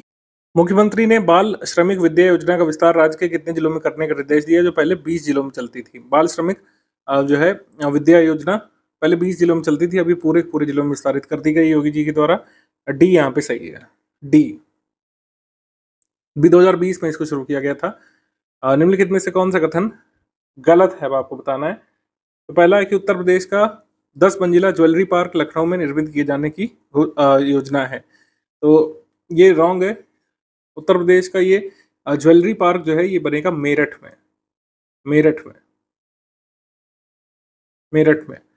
उसके बाद है कि वीर पासी या शिवदीन पासी की प्रतिमा का अनावरण उत्तर प्रदेश के सुल्तानपुर जिले में किया गया था। ये रॉन्ग है, रायबरेली जिले में ये किया गया था। कहाँ पे किया गया था? रायबरेली में। शिवदीन पासी की प्रतिमा का अनावरण जो है वीरा पासी भी इनको कहा जाता है, रायबरेली में किया गया था, तो ये भी रॉन्ग हो गया। उत्तर हो जाएगा इसमें both 1 and 2 incorrect, both 1 and 2 incorrect, C. 1857 की क्रांति के नायक हैं शिवदीन पासी। निम्नलिखित कथनों पर विचार करना है। एनसीआरबी की रिपोर्ट के अनुसार उत्तर प्रदेश फर्स्ट है इन टर्म्स ऑफ महिलाओं के खिलाफ अपराध में कन्विक्शन रेट के मामले में। First in the country in terms of conviction rate for crimes against women. Conviction के मामले में उत्तर प्रदेश फर्स्ट पर है। obvious सी बात है, अपराध भी ज्यादा होंगे तभी कन्विक्शन रेट भी हाई है, यस। उसके बाद उत्तर प्रदेश के गाजियाबाद के लोनी शहर को स्विस वायु गुणवत्ता निगरानी कंपनी IQAir की रिपोर्ट में विश्व का सबसे प्रदूषित शहर बताया गया है। लोनी जो टाउन है गाजियाबाद में, ये सही है। हमारा उत्तर क्या हो जाएगा इसमें? हमारा उत्तर इसमें हो जाएगा both 1 and 2 correct, C. Both 1 and 2 correct, C. UP special current affair study for civil service द्वारा कंपाइल्ड हम लोग देखेंगे अप्रैल मंथ 2026 का। आगे बढ़ेंगे, एमसीक्यू सेक्शन पे हम लोग आ जाएंगे। सवाल पहला है, अप्रैल 2026 में उत्तर प्रदेश के मुख्यमंत्री जी ने किस स्थान पर अपशिष्ट प्रबंधन कार्यों को सुदृढ़ करने के लिए 250 इलेक्ट्रिक और सीएनजी वाहनों को हरी झंडी दिखाई थी? हरी झंडी दिखाई गई थी लखनऊ में, राजधानी में। सी यहाँ पर सही है, सी। उत्तर प्रदेश में सॉलिड वेस्ट मैनेजमेंट को लेकर काफी प्रयास किया जा रहा है और उत्तर प्रदेश का पहला ये zero fresh waste dump city भी घोषित हुआ है। ठीक है, first zero fresh waste dump city का मतलब है कि 100% साइंटिफिक प्रोसेसिंग हो रही है सॉलिड वेस्ट की, ये ध्यान रख सकते हैं। उत्तर प्रदेश का पहला AI सिटी भी उत्तर प्रदेश ये राजधानी लखनऊ ही बनेगा। First AI city of India, first AI city of India ये भी उत्तर प्रदेश ही बनेगा आगे जा करके। उत्तर प्रदेश के पोस्टल ट्रेनिंग सेंटर PTC के कितने वर्ष पूरे हुए बिहार में डाक प्रशिक्षण केंद्र उत्तर प्रदेश के किस शहर में स्थित है, जिसने हाल में अपने 75 वर्ष पूरे किए हैं? ये सहारनपुर में है। उत्तर प्रदेश के सहारनपुर में एक डाक प्रशिक्षण केंद्र है, जिसने अपने स्थापना के 75 ईयर पूरे कर लिए हैं। एक प्लेटिनम जुबली भी इसकी मनाई गई थी। इसकी मनाई गई थी क्या? प्लेटिनम जुबली मनाई गई थी। आगे बढ़ते हैं। एवरेस्ट बेस कैंप तक साइकिल से पहुंचने वाली पहली भारतीय महिला, विश्व में दूसरी महिला कौन बनी है? इनका नाम है दिव्या सिंह। दिव्या सिंह, ये कहाँ से हैं ऐसे पूछ सकते हैं, तो ये गोरखपुर से हैं। गोरखपुर की रहने वाली है। गोरखपुर की निवासी दिव्या सिंह 14 दिनों की चढ़ाई के बाद इन्होंने जो है ये एवरेस्ट बेस कैंप तक साइकिल चला करके यात्रा की थी। भारत की पहली, ग्लोबल लेवल पर दूसरी महिला। विक्रमादित्य वैदिक घड़ी उत्तर प्रदेश के किस प्रसिद्ध मंदिर में स्थापित की गई, ये बताना है। विक्रमादित्य वैदिक घड़ी काशी विश्वनाथ धाम में स्टैब्लिश की गई है। काशी विश्वनाथ वाराणसी में स्टैब्लिश की गई है। मध्य प्रदेश के मुख्यमंत्री मोहन यादव ने जो है मुख्यमंत्री योगी आदित्यनाथ जी की उपस्थिति में इसको समर्पित किया था। इसको पारंपरिक काल गणना के अनुसार सूर्योदय के समय की गणना इसमें की जाती है। आधुनिक 24 घंटे की घड़ी के विपरीत सूर्योदय से अगले सूर्योदय तक समय क्या इसको कैलकुलेट किया जाता है। एक दिन को 30 मुहूर्तों में विभाजित किया जाता है और जिसमें प्रत्येक मुहूर्त का समय 48 मिनट का होता है। आगे बढ़ेंगे। क्योंकि कौन सा टाइगर रिजर्व का बफर जोन जो है उत्तर प्रदेश का, ठीक है, इसमें 25 से अधिक हिमालयी ग्रिफॉन गिद्ध जो है स्पॉट किए गए थे, मरे हुए मृत पाए गए थे। 25 हिमालयन गिफॉन गिद्ध जो है ये कहाँ पे मरे हुए पाए गए थे? ये पाए गए थे दुधवा टाइगर रिजर्व में। दुधवा टाइगर रिजर्व में। आगे बढ़ेंगे हम लोग। इलाहाबाद हाई कोर्ट के किस न्यायमूर्ति ने अपने पद से इस्तीफा दे दिया था, जिनके खिलाफ महाभियोग की प्रक्रिया शुरू की गई थी? तो इन्होंने प्रेसिडेंट ऑफ इंडिया को अपना रेजिग्नेशन टेंडर कर दिया। 217 क्लॉज 1 जो है ए के तहत इन्होंने प्रेसिडेंट ऑफ इंडिया को अपना रेजिग्नेशन टेंडर कर दिया है। बी यहाँ पे सही है, बी। आगे अप्रैल 2026 में लेजर लाइट और साउंड शो का उद्घाटन उत्तर प्रदेश के किस शहर में स्थित स्मृतिका युद्ध स्मारक में किया गया था? तो स्मृतिका युद्ध स्मारक ये कहाँ पे स्थित है? ये लखनऊ में है। लखनऊ में है स्मृतिका युद्ध स्मारक, लखनऊ। सी यहाँ पे सही है, सी। अप्रैल 2026 में संसद खेल महाकुंभ के तीसरे संस्करण का उद्घाटन किसके द्वारा किया गया था? संसद खेल महाकुंभ के जो है संस्करण का उद्घाटन इस बार किया था राजनाथ सिंह जी ने। थर्ड एडिशन ऑफ संसद खेल महाकुंभ, बी यहाँ पे सही है। ये आयोजित कहाँ पे हुआ था? केडी सिंह बाबू स्टेडियम लखनऊ में। केडी सिंह बाबू स्टेडियम लखनऊ में। ग्रामीण क्षेत्रों में खेलों को बढ़ावा देने के लिए इसका आयोजन किया जाता है। उत्तर प्रदेश सरकार द्वारा शुरू की गई नवयुग पालिका योजना के तहत कुल बजट कितना निर्धारित हुआ है? नवयुग पालिका स्कीम के तहत बजट आया है 2915 करोड़ रुपए का, पहले फेज के लिए है ये। नवयुग पालिका योजना हम लोग डिस्कस कर चुके हैं लास्ट टाइम। इसका बेसिकली उद्देश्य जहां पर म्यूनिसिपल कॉर्पोरेशन नहीं है वहां के सिटीज में अर्बन डेवलपमेंट करना। स्मॉल सिटीज जिसको टीयर 2 सिटीज या जो टाउन्स कहा जाता है, जहां पर नगर निगम नहीं है, ठीक है, उनको जो है डेवलप करना। टीयर 2 और टीयर 3 अर्बन सेंटर्स को डेवलप करना इसका उद्देश्य है। ये 5 साल के लिए स्कीम चलेगी 2029-30 तक, ठीक है। ये खास बात ये है कि राज्य अपने संसाधनों से वित्त पोषित करेगी। शहरों को केंद्र से कोई भी इसमें योगदान नहीं मांगा जाएगा नवयुग पालिका योजना में। उत्तर प्रदेश सरकार द्वारा न्यूनतम मजदूरी में किया गया संशोधन था, क्योंकि नोएडा के जो है टेक्सटाइल वर्कर्स ने स्ट्राइक की थी। तो कब से जो है प्रभावी माना जा रहा है? 1 अप्रैल 2026 से। 1 अप्रैल 2026 से पूर्वव्यापी रूप से लागू होगा। श्रमिक श्रेणियों में 21% तक की महत्वपूर्ण यहाँ पे इंक्रीमेंट की गई है। नोएडा और गाजियाबाद जैसे प्रमुख केंद्रों में जो इंडस्ट्रियल वर्कर्स का असंतोष था और जो स्ट्राइक वगैरह हुई थी, उसके कारण ये निर्णय लेना पड़ा उत्तर प्रदेश सरकार को। आगे उत्तर प्रदेश के किस जिले में स्थित शेखा झील पक्षी अभ्यारण्य को भारत का 99वां रामसर साइट घोषित किया गया था? तो शेखा झील जो बर्ड सेंचुरी है ये अलीगढ़ में है। शेखा झील बर्ड सेंचुरी ये अलीगढ़ में है। और उत्तर प्रदेश के रामसर साइट अब हो गए हैं 12। उत्तर प्रदेश के रामसर साइट अब कितने हो गए? 12, ठीक है। और ये इंडिया का 99th था, ये इंपॉर्टेंट है, इंडिया का 99 था। अब जल्दी इंडिया के पास 100 रामसर साइट होने वाले हैं। आगे है 3 से 5 अप्रैल 2026 तक आयोजित 3 दिवसीय महानाट्य सम्राट विक्रमादित्य कार्यक्रम का आयोजन कहाँ पे किया गया था? वाराणसी में आयोजन किया गया था। उत्तर प्रदेश के मुख्यमंत्री, मध्य प्रदेश के मुख्यमंत्री दोनों यहाँ पे शामिल हुए थे। आगे बढ़ते हैं। मुख्यमंत्री योगी आदित्यनाथ जी ने 15 अप्रैल 2026 को उत्तर प्रदेश के किस नगर में TCS फाउंडेशन के सहयोग से एक अत्याधुनिक सेंटर ऑफ एक्सीलेंस का उद्घाटन किया था? गोरखपुर में ये सेंटर ऑफ एक्सीलेंस जो है ये खोला गया है, ठीक है। युवाओं को स्किल डेवलपमेंट के लिए AI वगैरह, नई तकनीक, साइबर सिक्योरिटी वगैरह ये सब सिखाने के लिए TCS का ये सेंटर ऑफ एक्सीलेंस ये खोला गया है गोरखपुर में। आगे प्रश्न है कि 11 अप्रैल 2026 को टाइम सम्मान समारोह 2026 में कितने सर्वोच्च शौर्य पुरस्कार विजेताओं और उनके परिजनों को सम्मानित किया गया था? ये करीब 20 लोगों को इसमें सम्मानित किया गया था। सी यहाँ पर सही है। ये लखनऊ में हुआ था ये टाइम सम्मान समारोह। सी यहाँ पे सही है, बेसिकली सी। आगे प्रश्न, मुजफ्फरनगर दौरे के दौरान मुख्यमंत्री योगी आदित्यनाथ जी ने कुल कितने लागत की विकास परियोजनाओं का लोकार्पण और शिलान्यास किया था? 951 करोड़ रुपए से ज्यादा। सी यहाँ पे सही है, सी। और यहाँ पर मुजफ्फरनगर में लोकमाता अहिल्याबाई होलकर की भव्य प्रतिमा का लोकार्पण भी किया था। ये यहाँ पे ध्यान रखिएगा। 2025-26 के दौरान उत्तर प्रदेश के जीएम पोर्टल के माध्यम से कुल कितने रुपए की खरीद की है? ये 22,000 समथिंग करोड़ है। ये याद नहीं रखना है, बस ये ध्यान रखिएगा कि अन्य राज्यों के लिए एक मिसाल है उत्तर प्रदेश, क्योंकि ज़्यादातर जो खरीद करता है उत्तर प्रदेश वो जीईएम पोर्टल से करता है। उत्तर प्रदेश ने रिकॉर्ड बनाया है पूरे कंट्री में, सबसे पहला स्थान है उत्तर प्रदेश का जीईएम पोर्टल से सरकारी सर्विसेज और गुड्स की खरीद के मामले में। जीईएम पोर्टल जो है ये कब लॉन्च किया गया था? ये आप जल्दी से कमेंट करके बताइए हमको। क्षेत्रीय कृषि सम्मेलन जो नॉर्थ रीजन का हुआ था, नॉर्थ जोन का रीजनल एग्रीकल्चरल कॉन्फ्रेंस, ये कहाँ पे हुआ था? ये लखनऊ में हुआ था। 24 अप्रैल 2026 को लखनऊ में हुआ था रीजनल एग्रीकल्चरल कॉन्फ्रेंस। बी यहाँ पे सही है, बी। शिवराज सिंह चौहान जो कृषि मंत्री हैं उन्होंने इसका उद्घाटन किया था। साध्वी निरंजन ज्योति जिन्हें राष्ट्रीय पिछड़ा वर्ग आयोग का अध्यक्ष बनाया गया, उत्तर प्रदेश के किस लोकसभा क्षेत्र से पूर्व सांसद रही हैं? फतेहपुर से ये रही हैं ऑफिशियली 18 मार्च 2026 से। ये एनसीबीसी की national commission of backward classes की अध्यक्ष ये अब हैं। सी यहाँ पे सही है। 21 मार्च को विश्व कविता दिवस के अवसर पर उत्तर प्रदेश के किस शहर में हेरिटेज मुशायरा का आयोजन किया गया था? हेरिटेज मुशायरा ये हुआ था लखनऊ में, लखनऊ।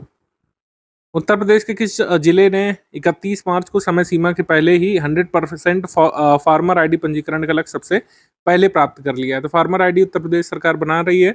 100% लक्ष्य रामपुर ने प्राप्त कर लिया है, यानी सभी लोगों की फार्मर आईडी यहाँ पे बन चुकी है।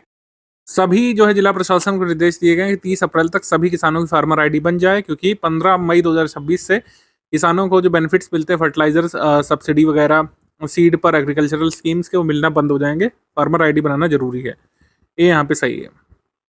भारत निर्वाचन आयोग के राष्ट्रीय शिकायत सेवा पोर्टल पर नागरिक संतुष्टि रेटिंग के मामले में उत्तर प्रदेश ने देश में कौन सा स्थान प्राप्त किया है? सिटीजन सेटिस्फैक्शन के मामले में उत्तर प्रदेश के नेशनल ग्रीवेंस सर्विस पोर्टल ने प्राप्त किया है फर्स्ट, पहला स्थान इसमें प्राप्त किया है। ए यहाँ पे सही है, ए। उत्तर प्रदेश की योजना के अनुसार उत्तर प्रदेश के युवाओं को एआई और डिजिटल तकनीकों में जो प्रशिक्षित कर रहा है, उसके लिए लक्षित संख्या कितनी, मतलब कितने लोगों को जो है एआई से कह सकते हैं फ्रेंडली बनाना है, युवाओं को एआई में एआई के लिए एजुकेट करना है, ट्रेनिंग देनी है। आर्टिफिशियल इंटेलिजेंस संबंधी डिजिटल टेक्नोलॉजी की ट्रेनिंग यहाँ पे देने का लक्ष्य रखा है उत्तर प्रदेश सरकार ने। कम से कम 10 लाख युवाओं को, कम से कम 10 लाख युवाओं को ऐसी ट्रेनिंग देने का लक्ष्य रखा है उत्तर प्रदेश सरकार ने। इसके लिए लखनऊ, कानपुर, नोएडा, वाराणसी में स्टार्टअप्स को बढ़ावा दिया जाएगा। आगे, उत्तर प्रदेश सरकार ने हाल ही में किस विभाग के अंतर्गत कार्यरत शिक्षकों के लिए 5 लाख रुपए तक की कैशलेस स्वास्थ्य बीमा सुविधा को मंजूर कर दिया है? उच्च शिक्षा विभाग के शिक्षकों को 5 लाख रुपए तक का ये जो है कैशलेस इंश्योरेंस मिलेगा, जो एडेड कॉलेजेस में, स्टेट यूनिवर्सिटीज़ में, सेल्फ फाइनेंस इंस्टीट्यूशंस में पढ़ा रहे हैं। आगे, उत्तर प्रदेश सरकार ने सभी मंडलों में स्पोर्ट्स कॉलेज स्थापित करने का लक्ष्य किस अंतर्राष्ट्रीय खेल आयोजन को ध्यान में रख करके तय किया है? अब चूंकि पता है आपको, कॉमनवेल्थ गेम्स 2030 की मेजबानी इंडिया को मिल रही है अहमदाबाद में, हालांकि ये होगा, लेकिन उत्तर प्रदेश उससे पहले अपना स्पोर्ट्स इकोसिस्टम जो है अच्छा करना चाहता है। स्पोर्ट्स कॉलेज वगैरह ये हर एडमिनिस्ट्रेटिव डिवीजन में स्टैब्लिश करने का लक्ष्य है उत्तर प्रदेश गवर्नमेंट का।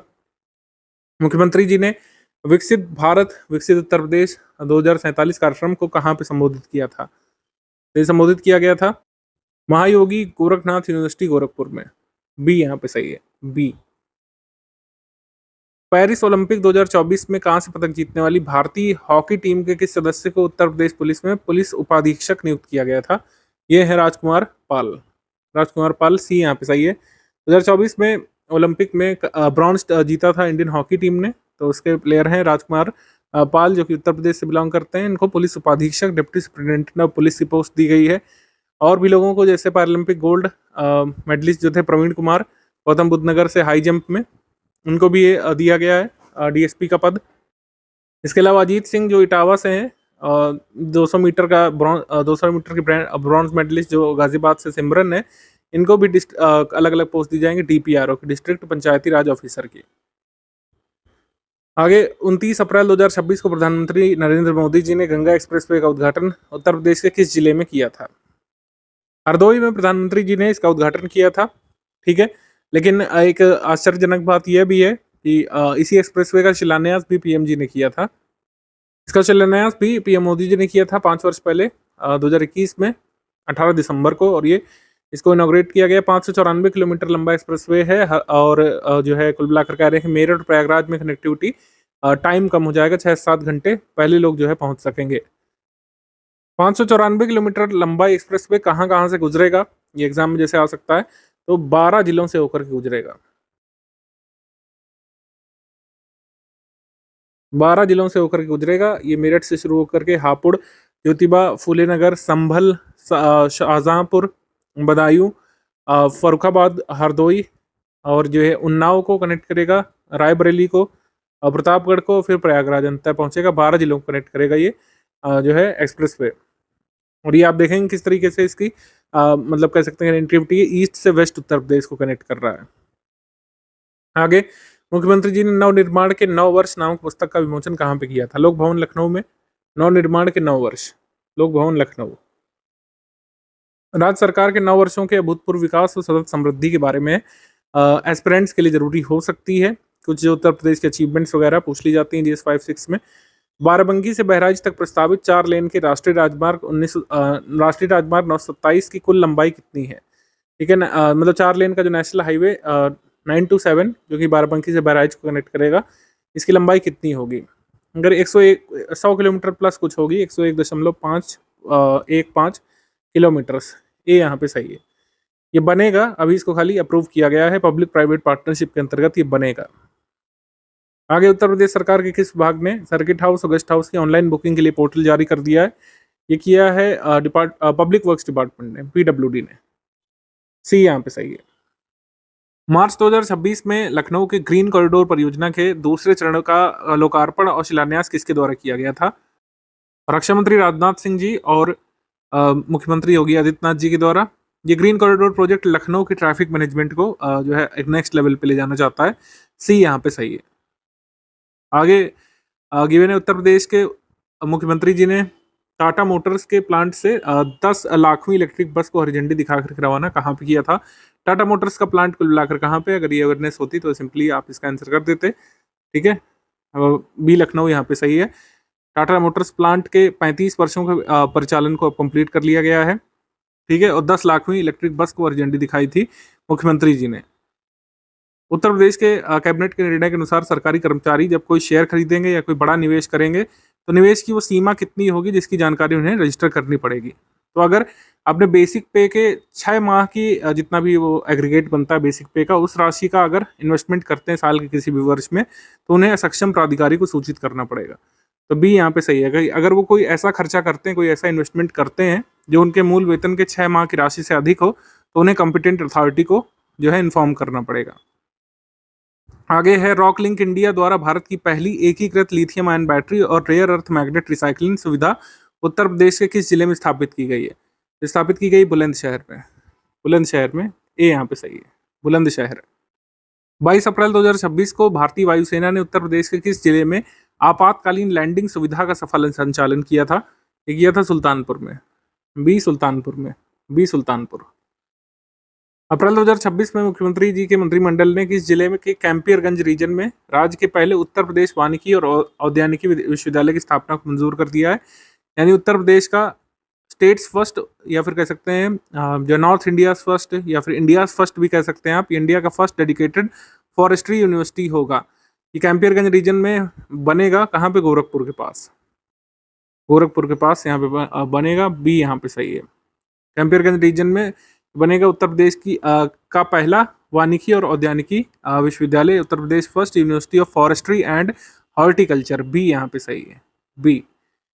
भारतीय रेलवे ने 31 मार्च 2026 तक महाराष्ट्र के जवाहरलाल नेहरू पोर्ट टर्मिनल से उत्तर प्रदेश के दादरी तक फैले कितने लंबे पश्चिमी समर्पित माल ढुलाई गलियारे का निर्माण सफलतापूर्वक पूरा कर लिया है? कुल मिलाकर ये बना है western dedicated freight corridor. Western dedicated freight corridor इसकी लेंथ पूछिए, लेंथ है इसमें 1506 किलोमीटर, 1506 किलोमीटर, बी यहाँ पे सही है। 31 मार्च 2026 तक महाराष्ट्र के JNPT से उत्तर प्रदेश के दादरी तक ये जो बना है पश्चिमी समर्पित माल ढुलाई गलियारा, वेस्टर्न कह सकते हैं western dedicated freight corridor. Study for civil services के Uttar Pradesh special current affair में आप सभी का बहुत बहुत स्वागत है। June month Uttar Pradesh special current affair यहाँ पर 2026 का डिस्कस करेंगे हम लोग। और जितने एग्जाम्स लाइंड अप हैं 2026 में 27 में, जिसमें उत्तर प्रदेश स्पेशल पूछा जाता है, स्टैटिक हो उसमें भी कुछ क्वेश्चंस करंट अफेयर के अपडेट्स पूछे जाते हैं। और उत्तर प्रदेश करंट अफेयर आगे आने वाले सभी उत्तर प्रदेश के एग्जाम के लिए जरूरी है, जहां पर उत्तर प्रदेश करंट अफेयर पूछा जाता है। आप हमारे अफोर्डेबल कोर्सेज ज्वाइन कर सकते हैं। इन गिवन नंबर्स में से किसी भी एक पर बात करके इन कोर्सेज के बारे में अधिक जानकारी प्राप्त कर सकते हैं। हमारे कोर्सेज टेलीग्राम पर भी चलते हैं और हमारे एप्लीकेशंस पर भी चलते हैं। स्टडी फॉर सिविल सर्विसेज का ये एप्लीकेशन जरूर इंस्टॉल होना चाहिए आपके फ़ोन में। काफ़ी सारे इंपॉर्टेंट अपडेट्स आप मिस करेंगे नहीं अगर ये एप्लीकेशन आपके एग्जाम मतलब फ़ोन में होगा और उसका नोटिफिकेशन अगर आपने ऑन रखा होगा।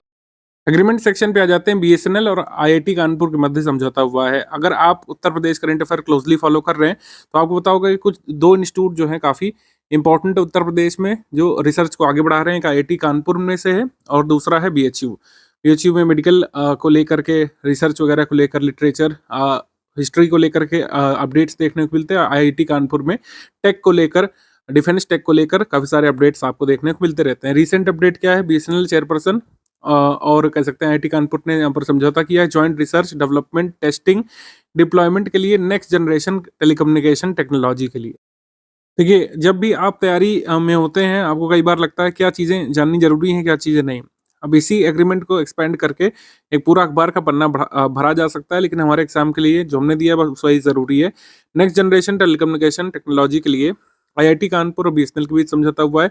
नेक्स्ट जेन टेलीकम्युनिकेशन टेक्नोलॉजी में आता क्या क्या है? जैसे सबसे पहले 5G एडवांस, 6G, आगे जो टेलीकम्युनिकेशन होने वाला इन टेक्नोलॉजीज पर आधारित होने वाला है, सॉफ्टवेयर ड्रिवन इंफ्रास्ट्रक्चर पर आधारित होने वाला है, तो उसी पर ये दोनों संस्थान आगे बढ़ेंगे। अवार्ड्स एंड ऑनर्स पे आ जाते हैं। इंडिया एथलेटिक्स अवार्ड में पारुल चौधरी जो उत्तर प्रदेश से, उनको सम्मानित किया गया है। पारुल चौधरी और नीरज चोपड़ा को किया गया। नीरज चोपड़ा उत्तर प्रदेश से नहीं है। पारुल चौधरी का नाम आप ध्यान रखेंगे। पारुल चौधरी ने अभी अपना ही 5000 मीटर में अपना नेशनल रिकॉर्ड अभी तोड़ करके नया नेशनल रिकॉर्ड अभी बनाया है। तो पारुल चौधरी बेसिकली किससे संबंधित है? ये रनर है कह सकते हैं, धावक या धाविका कह सकते हैं।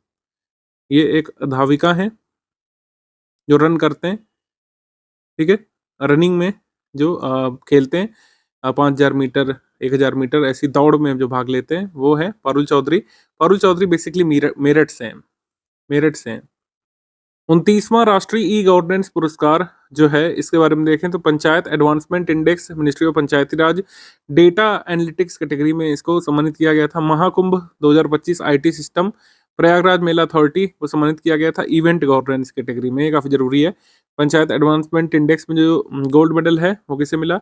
महाकुंभ IT सिस्टम जो प्रयागराज मेला अथॉरिटी ने डेवलप किया था, इवेंट गवर्नेंस कैटेगरी में इनको पुरस्कृत किया गया। फिर त्रिनेत्र महाकालेश्वर टेम्पल ट्रस्ट उज्जैन मध्य प्रदेश में इनको AI के लिए ये जरूरी पुरस्कार दिया गया है। ये आप याद रख सकते हैं। तो उत्तर प्रदेश का जो कह सकते हैं सिस्टम है, इसको सम्मानित किया गया। ये हमारे एग्जाम में आ सकता है, जो येलो से हमने हाईलाइट किया। बाकी भी आप ध्यान रख सकते हैं। मेनली हमारा उत्तर प्रदेश करंट अफेयर का पार्ट ये है, ठीक है। आगे बढ़ते हैं डिफेंस सेक्शन में।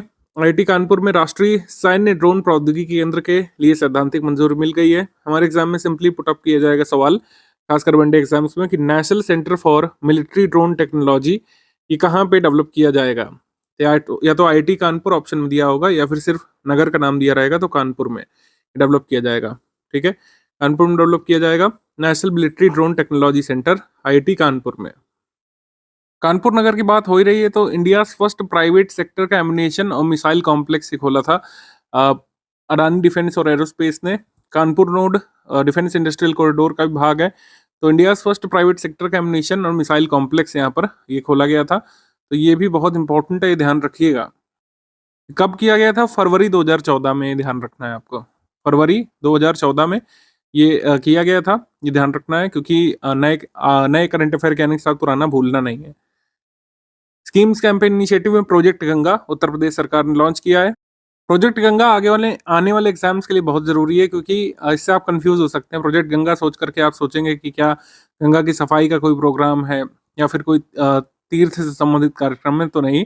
Project Ganga is about providing high speed broadband connectivity in rural areas and to promote digital inclusion across the state. ये कैसे करेंगे डिजिटल इंक्लूजन और हाई स्पीड कनेक्टिविटी, कहाँ कहाँ पे करना है। 21 जिलों को इसमें कवर किया गया है। उत्तर प्रदेश के 21 डिस्ट्रिक्ट को इसमें कवर किया गया है। 20 लाख ग्रामीण परिवारों को हाई स्पीड इंटरनेट कनेक्टिविटी दिलाना है। 57,000 ग्राम पंचायतों को इन 21 जिलों में और 8,000 नए पंचायतों को इसमें आच्छादित किया गया है। 1 लाख से अधिक नौकरियां यहाँ पे सृजित होंगी। 8,000 और से 10,000 यहाँ पर डिजिटल सर्विस प्रोवाइडर्स यहाँ पे ट्रेन किए जाएंगे ये डिजिटल इंक्लूजन को बढ़ावा देने के लिए। प्रोजेक्ट गंगा के तहत जो इंडिविजुअल्स सिलेक्ट किए जाएंगे प्रोजेक्ट गंगा के तहत, वो सीएम युवा स्कीम के अंतर्गत 5 लाख रुपए लोन के वैसे ही पात्र बन जाएंगे। और इम्प्लीमेंटेशन कौन कर रहा है? इम्प्लीमेंटेशन सपोर्ट जाहिर सी बात है कि बाहर से मिल रहा है। इम्प्लीमेंटेशन सपोर्ट इस प्रोजेक्ट को किया जा रहा है। इम्प्लीमेंटेशन सपोर्ट हिंदुजा ग्रुप इसमें कर रहा है। ये 2 चीज़ें एडिशनली याद रखिएगा। Uttar Pradesh clean air management project, Uttar Pradesh clean air management project जिसको यूपी कैंप कहा जा रहा है, ये भी काफ़ी इंपॉर्टेंट प्रोजेक्ट स्कीम कह सकते हैं। योगी आदित्यनाथ जी ने India first air shed based Uttar Pradesh camp या यूपी कैंप प्रोजेक्ट जारी किया है, और इसको वर्ल्ड बैंक का जो है असिस्टेंस मिलने वाला है। ये काफ़ी इंपॉर्टेंट बात है, ये पूछा जा सकता है। यूपी कैंप प्रोजेक्ट को कौन सी विदेशी संस्था सपोर्ट कर रही है? तो वह है वर्ल्ड बैंक। कई सारे विभागों को और संस्थानों को सक्रिय भागीदारी इसमें दिखानी इम्प्लीमेंटेशन के लिए, यानी कि कोई एक विभाग का काम नहीं है। उत्तर प्रदेश सरकार के विभिन्न विभागों के यहाँ पर साथ आना पड़ेगा। बेसिकली इनिशिएटिव क्या है? एयर शेड बेस्ड इनिशिएटिव है, और पीएम 2.5 मिशन को कम करना है पूरे स्टेट में, और $5 बिलियन का यहाँ पे ग्रांट मिला है 6 साल के लिए वर्ल्ड बैंक के द्वारा। ठीक है, एयर पोल्यूशन को टैकल करना है।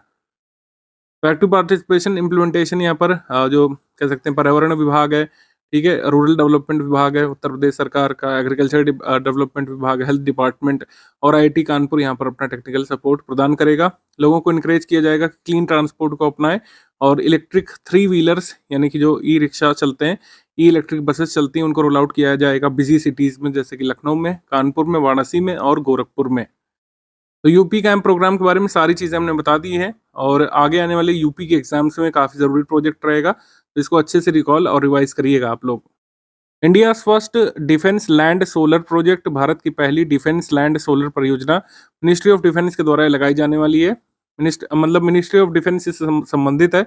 उत्तर प्रदेश के सीतापुर में, जो कि पहले छावनी क्षेत्र हुआ करता था, भारत की पहली रक्षा भूमि पर आधारित 250 मेगावाट की सौर ऊर्जा परियोजना यहाँ पर लगेगी। मतलब जमीन रक्षा मंत्रालय की है, ठीक है, लेकिन यहाँ पर सोलर और बैटरी स्टोरेज परियोजना लगाई जाएगी, क्योंकि अब वो जमीन मतलब कह सकते हैं डिफेंस पर्पसेस के लिए यूज नहीं हो रही है। तो रक्षा मंत्रालय की अनुपयोगी भूमि का उत्पादक और सतत प्रयोग करना इसका उद्देश्य है। खाली पड़ी भूमि बहुत सारी है ऐसे तो, ये काफ़ी अच्छी एक योजना है, क्योंकि आप देखेंगे आपके ही शहर में कई सारी ऐसी सरकारी भूमि खाली पड़ी होगी, किसी का क्लेम है, किसी का है, तो उसका यूज़ नहीं हो रहा है, जंगल उग रहे हैं। तो वैसे तो जंगल भी अच्छी बात है, लेकिन अगर उसका एक व्यापक उद्देश्य अचीव किया जा सके तो ज़्यादा अच्छी बात होती है इसमें। ये भारत की पहली सोलर प्लस बैटरी प्रोजेक्ट होगी लार्ज स्केल की, जो कि मिनिस्ट्री ऑफ डिफेंस की लैंड पर डेवलप की जाएगी। ठीक है, इसको ऑथराइजेशन दे दिया गया है। अब है price support scheme to ensure benefit of MSP. Price support scheme union ministry of agriculture और फार्मर वेलफेयर ने जो है इसको, मतलब ये केंद्र की तरफ से आया है। इसको कुल मिलाकर दलहन और तिलहन की बड़े पैमाने पर एमएसपी पर खरीद सुनिश्चित करना उद्देश्य है। Price support scheme to benefit farmers on MSP. Basically Uttar Pradesh भी इसका लाभार्थी, इस वजह से हमने इसको उत्तर प्रदेश करंट अफेयर में लिया है। और कौन कौन से स्टेट लाभार्थी बनाए गए हैं उत्तर प्रदेश के अलावा? गुजरात और तमिलनाडु और हरियाणा भी, जो दलहन उत्पादन में अच्छा काम कर रहे हैं। दलहन तिलहन बहुत ज़्यादा मेजर क्रॉप नहीं रही है भारत की ग्रीन रेवोल्यूशन के पश्चात, लेकिन दलहन तिलहन में आगे बढ़ने का उद्देश्य केंद्र सरकार ने रखा है। तो ज़्यादा से ज़्यादा ये लोग दलहन तिलहन की फसलें एमएसपी पर खरीदना चाहते हैं। ठीक है, तो एमएसपी की यहाँ पे रेट्स वगैरह भी आ गए थे। उत्तर प्रदेश भी दलहन उत्पादन में तेज़ी से आगे बढ़ रहा है, तो इस वजह से इसमें भी मतलब तमिलनाडु हरियाणा के अलावा उत्तर प्रदेश को भी इसमें शामिल किया गया था प्राइस सपोर्ट स्कीम में। ठीक है, आगे बढ़ते हैं हम लोग। समिट सेक्शन या कॉन्फ्रेंस सेक्शन पे आ जाते हैं। कई सारे समिट कॉन्फ्रेंसेस हुए थे, खासकर ब्रिक्स संबंधी। ब्रिक्स कल्चर वर्किंग ग्रुप की मीटिंग वाराणसी में हुई थी, उत्तर प्रदेश के वाराणसी में हुई थी। ब्रिक्स की थीम थी तन्यकता, नवाचार, सहयोग और स्थिरता के लिए निर्माण। ठीक है, इस बैठक में चीन, ब्राजील, मिस्र, इथोपिया, इंडोनेशिया सहित 11 देशों के वरिष्ठ राजनयिकों, नीति निर्माताओं और सांस्कृतिक विशेषज्ञों ने इसमें पार्टिसिपेट किया था। ठीक है, तो वेन्यू इसमें मोस्ट इंपॉर्टेंट रहेगा। बाकी ये याद रखिएगा, जो ब्रिक्स टर्म है ये ब्रिटिश इकोनॉमिस्ट जेम्स ओनील ने कॉइन किया था 2001 में। स्टैटिक के लिए याद रखिएगा। प्रथम ब्रिक्स एमएसएमई फोरम मतलब ये हुआ था आगरा में थीम वही थी, building for resilience, innovation, collaboration and sustainability. ठीक है, इसको ब्रिक्स मेंबर कंट्रीज ने, ब्रिक्स पार्टनर कंट्रीज के मेंबर्स ने अटेंड किया था। ठीक है, सो ब्रिक्स एमएसएमई फोरम ये कहाँ पे हुआ? आगरा, उत्तर प्रदेश में। ये चीज मोस्ट इंपॉर्टेंट रहेगी। उत्तर प्रदेश संगीत नाटक अकादमी का सम्मान समारोह ये हुआ था लखनऊ में, लोक भवन के गांधी सभागार में हुआ था। 51 कलाकारों को इन वर्षों के लिए सम्मानित किया गया था। आपको सभी के नाम में से नहीं याद रखने हैं, ठीक है, तो हमने इसको लिस्ट में इंक्लूड नहीं किया था लास्ट ईयर, मतलब लास्ट मंथ भी। जॉइंट डिविजनल खरीफ प्रोडक्टिविटी सेमिनार ये हुआ था गोरखपुर में। उत्तर प्रदेश के मुख्यमंत्री योगी आदित्यनाथ जी ने इनॉग्रेट किया था joint divisional kharif productivity seminar for the year 2026 Gorakhpur Basti Azamgarh division के लिए गोरखपुर में किया गया था। खरीफ क्रॉप्स की प्रोडक्टिविटी कैसे बढ़ा सकते हैं, कैसे इस पर ध्यान केंद्रित करेंगे, इसके बारे में बात की गई थी। एक सीड पार्क यहाँ पे बन रहा है। सीड पार्क पूर्व प्रधानमंत्री चौधरी चरण सिंह जी के नाम पर यहाँ पर बनवाया जा रहा है। कहाँ पे? लखनऊ में, क्वालिटी ऑफ सीड सुधारने के लिए। आगे प्राकृतिक खेती कार्यशाला ये कानपुर में हुई थी। चंद्रशेखर आजाद कृषि एवं प्रौद्योगिकी विश्वविद्यालय ये कहाँ पे? कानपुर में। ठीक है, इसको CSAU भी कहा जाता है। नेचुरल फार्मिंग वर्कशॉप यहाँ पे हुई थी कानपुर में। Uttar Pradesh global growth dialogue के बारे में बात करें, ये बेंगलुरु में हुआ था। इसको मोस्ट इंपॉर्टेंट मार्क करिएगा, क्योंकि ऐसे Uttar Pradesh global growth dialogue ये कहाँ पे हुआ? आप उत्तर प्रदेश की किसी सिटी को लगा देंगे, जबकि ये बेंगलुरु में हुआ था, मतलब उत्तर प्रदेश से बाहर। भारत के अगले technology global capability centre, electronics, logistics और कॉर्पोरेट के निवेश केंद्र के रूप में उत्तर प्रदेश को प्रमोट करने के लिए ये बेंगलुरु में लगाया गया था। ठीक है, रोड शो आयोजित हुआ था। इसमें कई सारा इन्वेस्टमेंट भी अट्रैक्ट किया है इस रोड शो ने, जो कमिटमेंट किया है कई सारे, जो कह सकते हैं बड़े बड़े कंपनीज ने यहाँ पर अपना ग्लोबल कैपेबिलिटी सेंटर लगाने के लिए, इंडस्ट्रियल डेवलपमेंट के लिए, लॉजिस्टिक्स वेयर हाउसिंग डेवलप करने के लिए उत्तर प्रदेश में बेंगलुरु या फिर कर्नाटक संबंधित कई सारी कंपनियों ने वादा किया है उत्तर प्रदेश सरकार को। जैसे जैसे धरातल पर ये चीज़ें आती जाएंगी वो हम आपको अपडेट करेंगे। मेजर वाली रैंक्स रिपोर्ट इंडेक्स में SRS का जो डेटा है, जैसे बताया कि भारत की कुल प्रजनन दर 1.9 आ गई है SRS के डेटा के हिसाब से। NFHS 6 के डेटा के हिसाब से थोड़ा ये ज़्यादा है, 2 के करीब है, लेकिन ओवरऑल रिप्लेसमेंट लेवल फर्टिलिटी से नीचे है। रिप्लेसमेंट लेवल फर्टिलिटी की वैल्यू 2.1 होती है, उससे नीचे है दोनों ही डेटा में, SRS के डेटा में भी और NFHS 6 के भी डेटा में। ठीक है, तो ये कितनी है? नेशनल एवरेज है 1.9 और उत्तर प्रदेश की पाई गई है अभी भी रिप्लेसमेंट लेवल फर्टिलिटी से ऊपर है उत्तर प्रदेश की दर। ठीक है, फर्टिलिटी रेट है 2.4, सबसे ज़्यादा बिहार में 2.9, सेकंड पर मध्य प्रदेश और उत्तर प्रदेश का टाई है। ठीक है, याद रख सकते हैं आप। स्टडी फॉर सिविल सर्विसेज के उत्तर प्रदेश करंट अफेयर में आप सभी का बहुत बहुत स्वागत है। मई मंथ 2026 का उत्तर प्रदेश स्पेशल करंट अफेयर।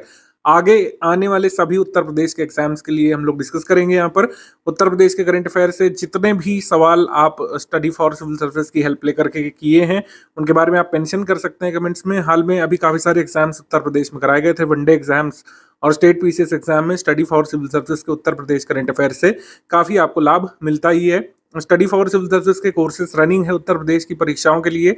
इसके लिए आप study for civil services application हमारा डाउनलोड कर सकते हैं। वनडे एग्जाम्स के लिए ज्ञान सर एजुकेशन करके एप्लीकेशन है, उस पर जो है आप जरूर जुड़ जाइए। यहाँ पर काफी सारे इंपॉर्टेंट अपडेट्स उसमें आपको मिलते रहते हैं।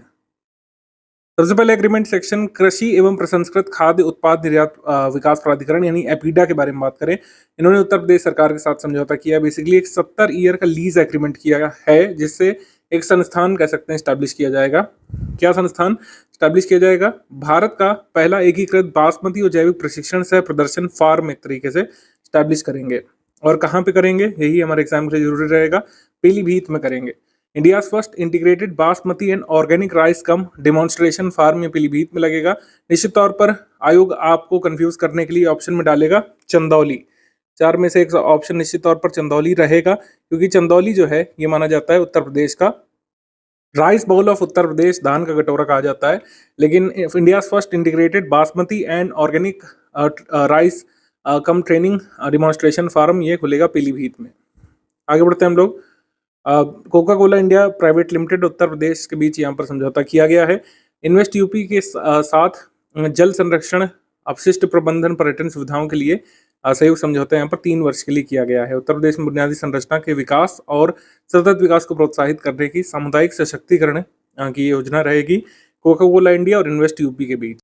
विटले पुरस्कार के बारे में बात करें तो भारतीय संरक्षणविद और वैज्ञानिक परवीन शेख को ये पुरस्कार मिला है।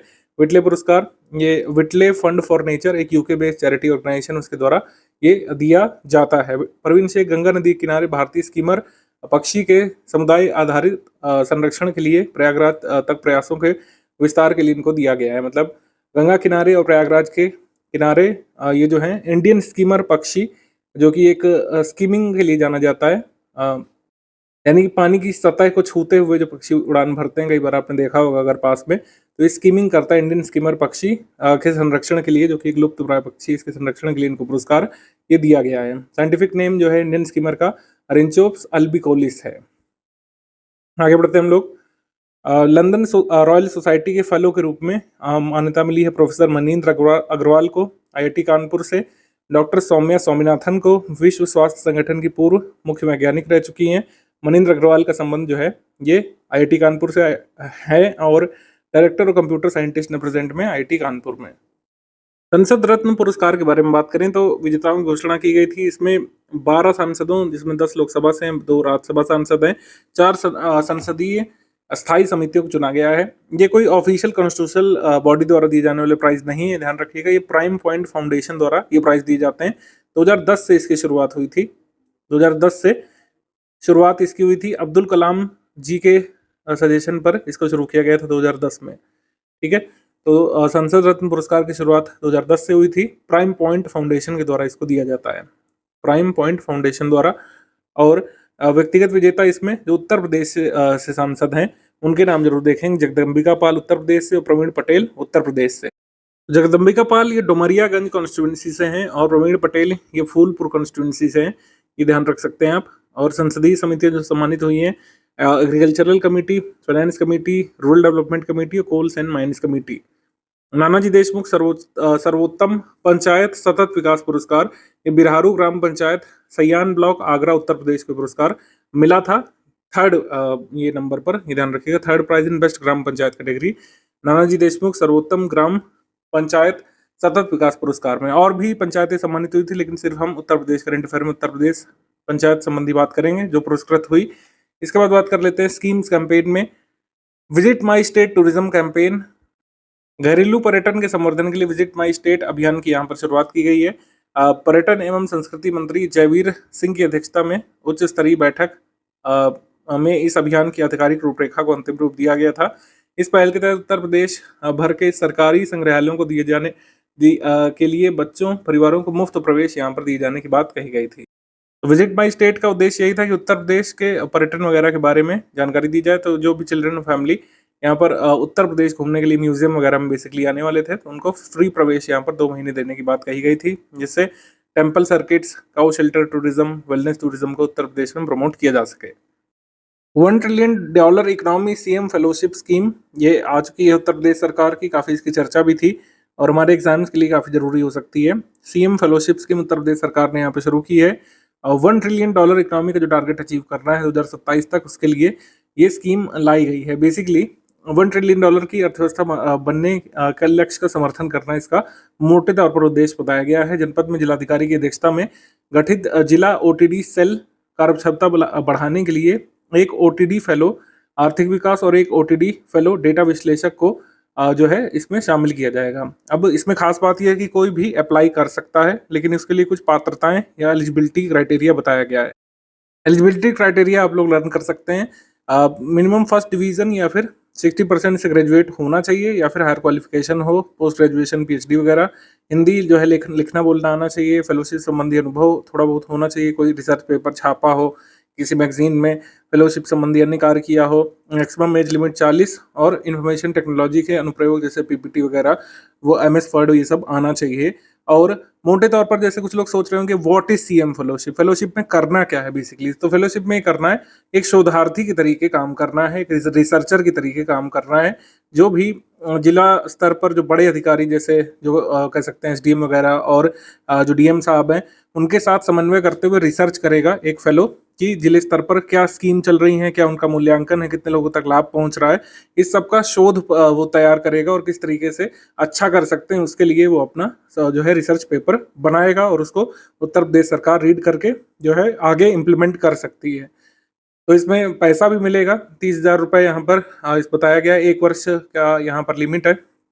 1 वर्ष के लिए कोई फेलो अपॉइंट होगा तो 30,000 रुपये मासिक उसको ऑनरेरियम मिलेगा और 10,000 रुपये जो है भ्रमण कार्य के लिए मिलेगा। मतलब मैक्सिमम 40,000 रुपये तक कोई सीएम फेलो कमा सकता है। लेकिन कुछ लोग इसे भ्रष्टाचार के रूप में भी देख रहे हैं कि सभी लोग अपने अपने बंदे फिट करेंगे इसमें और नॉर्मली कोई भी रिसर्च पेपर कहीं कहीं से चैट जीपीटी से छाप देगा और कुछ नहीं करेगा।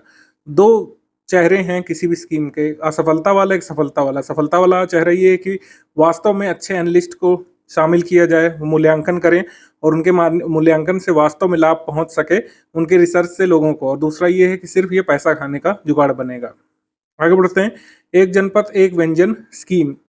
उत्तर प्रदेश राज्य के मंत्रिमंडल ने एक जिला एक उत्पाद की तर्ज पर एक जिला एक व्यंजन स्कीम की योजना यहाँ पर बना ली है।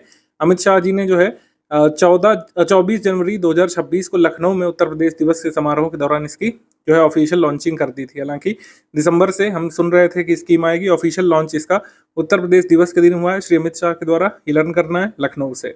ठीक है। योजना के तहत उद्यमियों कारीगरों को फूड बिजनेस शुरू करने के लिए 20 लाख रुपए तक या लागत की 25% तक सब्सिडी यहाँ पे दी जाएगी। कोई इन व्यंजनों का ढाबा खोलना चाहता है, कोई फूड चेन खोलना चाहता है ना, इस तरीके से कोई ब्रांड बनाना चाहता है इन व्यंजनों का, तो उसके लिए उत्तर प्रदेश सरकार सपोर्ट करेगी। अच्छा, एक चीज इसमें ध्यान रखना है कि 75 जिलों की जो क्विजीन यहाँ पे बनाई गई हैं, 208 डिशेस को अभी फाइनलाइज किया गया है। मतलब हर जिले की एक नहीं है, कुछ जिलों की 3-3 डिशेस भी हैं।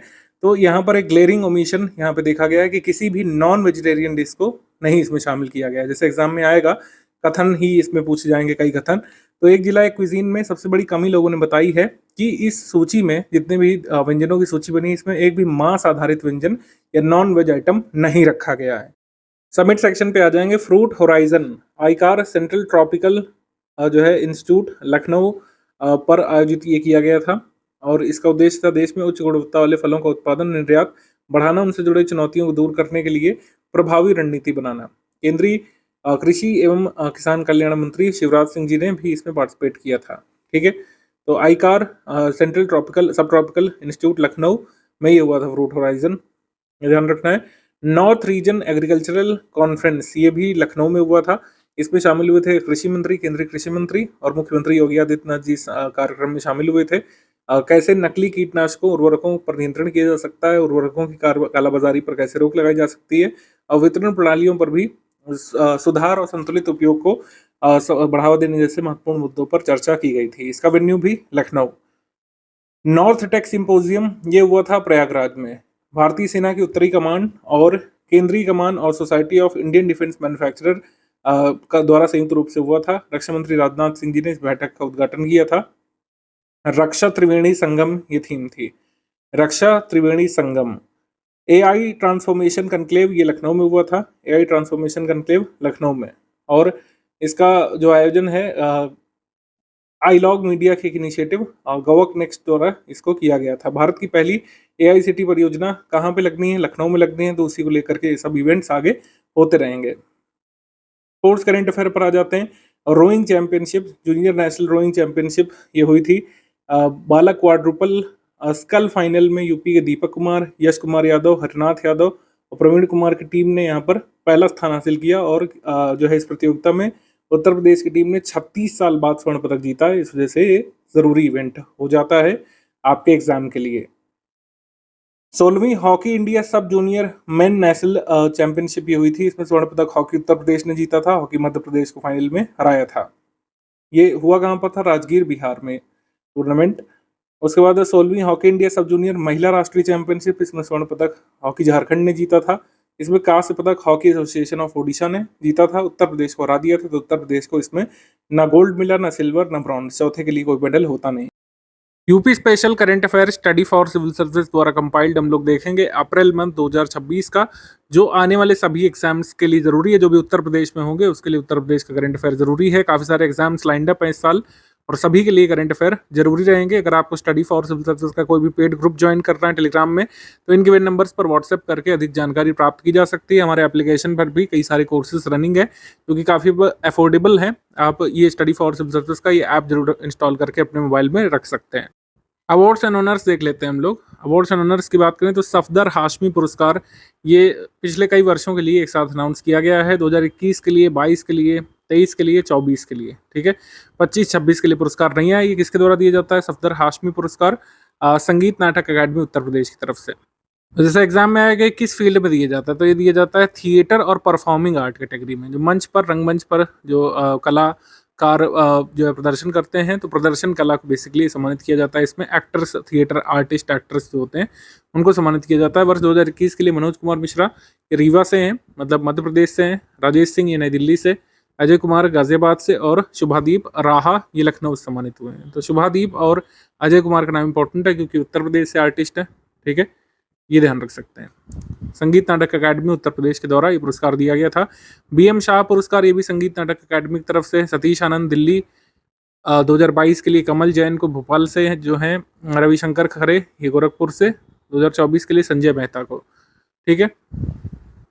बीएम शाह पुरस्कार भी थिएटर आर्टिस्ट को दिया जाता है। ये पुरस्कार ब्रजमोहन शाह जो उत्तराखंड के एक प्रसिद्ध रंग निर्देशक और कला नाटककार थे, उनके नाम पर ये पुरस्कार जो है इसका नाम है, ठीक है। बीएम शाह पुरस्कार, ब्रजमोहन शाह पुरस्कार, और ये दिया जाता है किसको? रंगमंच कलाकारों को, थिएटर आर्टिस्ट जो होते हैं उन्हें दिया जाता है। स्कीम्स कैंपेन इनिशिएटिव में सेफ मोबिलिटी इनिशिएटिव, ये नेशनल इंटरनेशनल करंट अफेयर के वीडियो में भी उन्होंने डिस्कस किया था।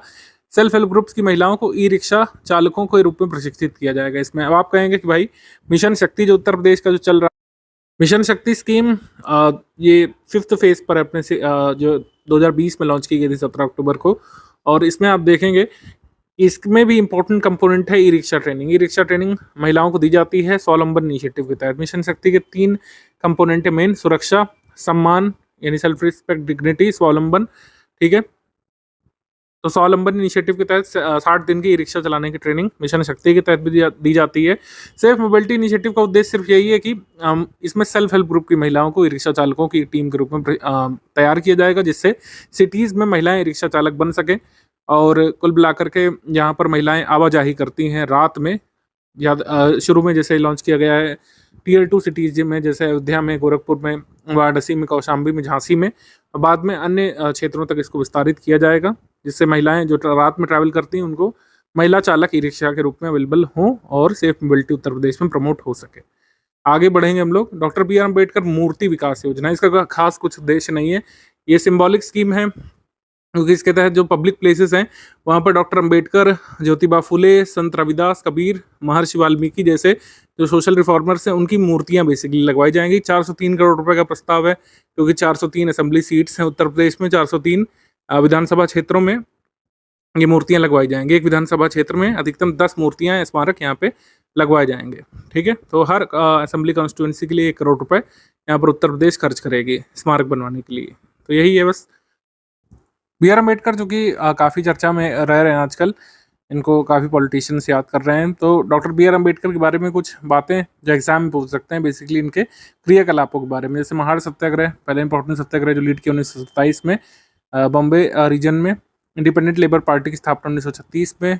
शेड्यूल कास्ट फेडरेशन की स्थापना 1942 में। इससे पहले बहिष्कृत हितकार्डी सभा की स्थापना की थी। इसके अलावा इनके जो जर्नल्स मैगजीन्स हैं, मूक नायक, बहिष्कृत भारत, समता और जनता, ये इंपॉर्टेंट है, ये ध्यान रखिएगा। इनकी एक इंपॉर्टेंट किताब जो एनिलिशन ऑफ कास्ट है वो भी इंपॉर्टेंट है। आगे बढ़ते हैं हम लोग। मतलब अंबेडकर के बारे में आप काफ़ी सारे यहाँ पे जुटाइए जानकारी, क्योंकि इनसे एसोसिएटेड क्वेश्चन आ सकते हैं। जो भी पब्लिक फिगर कुछ ज़्यादा ही चर्चा में रहने लगते हैं, जैसे 2019 के आसपास, 20 के आसपास, 21 में गांधी जी से काफ़ी प्रश्न आए थे। अंबेडकर जी उसी तरीके से अब पॉपुलर हैं इंडियन पॉलिटिक्स में, तो इनसे एसोसिएटेड आप फैक्ट्स तैयार करिएगा अपने एग्जाम के लिए, यही तरीका होता है। समिट सेक्शन अप्रैल मंथ में 6ठी उत्तर प्रदेश कृषि विज्ञान कांग्रेस ये हुई थी Indian Institute of Sugar Cane Research Lucknow में। Indian Institute of Sugar Cane Research Lucknow में। इसका उद्घाटन किसने किया ये आ सकता है। इसका उद्घाटन किया था मुख्यमंत्री जी ने। ऐसे डबल स्टेटमेंट वाला सवाल बन सकता है कि ये लखनऊ में हुआ, वहाँ आप सही लगा देंगे, वहाँ पे दिया रहेगा सेकंड स्टेटमेंट कि इसका उद्घाटन गवर्नर ने किया था, तो वो रॉन्ग हो जाएगा।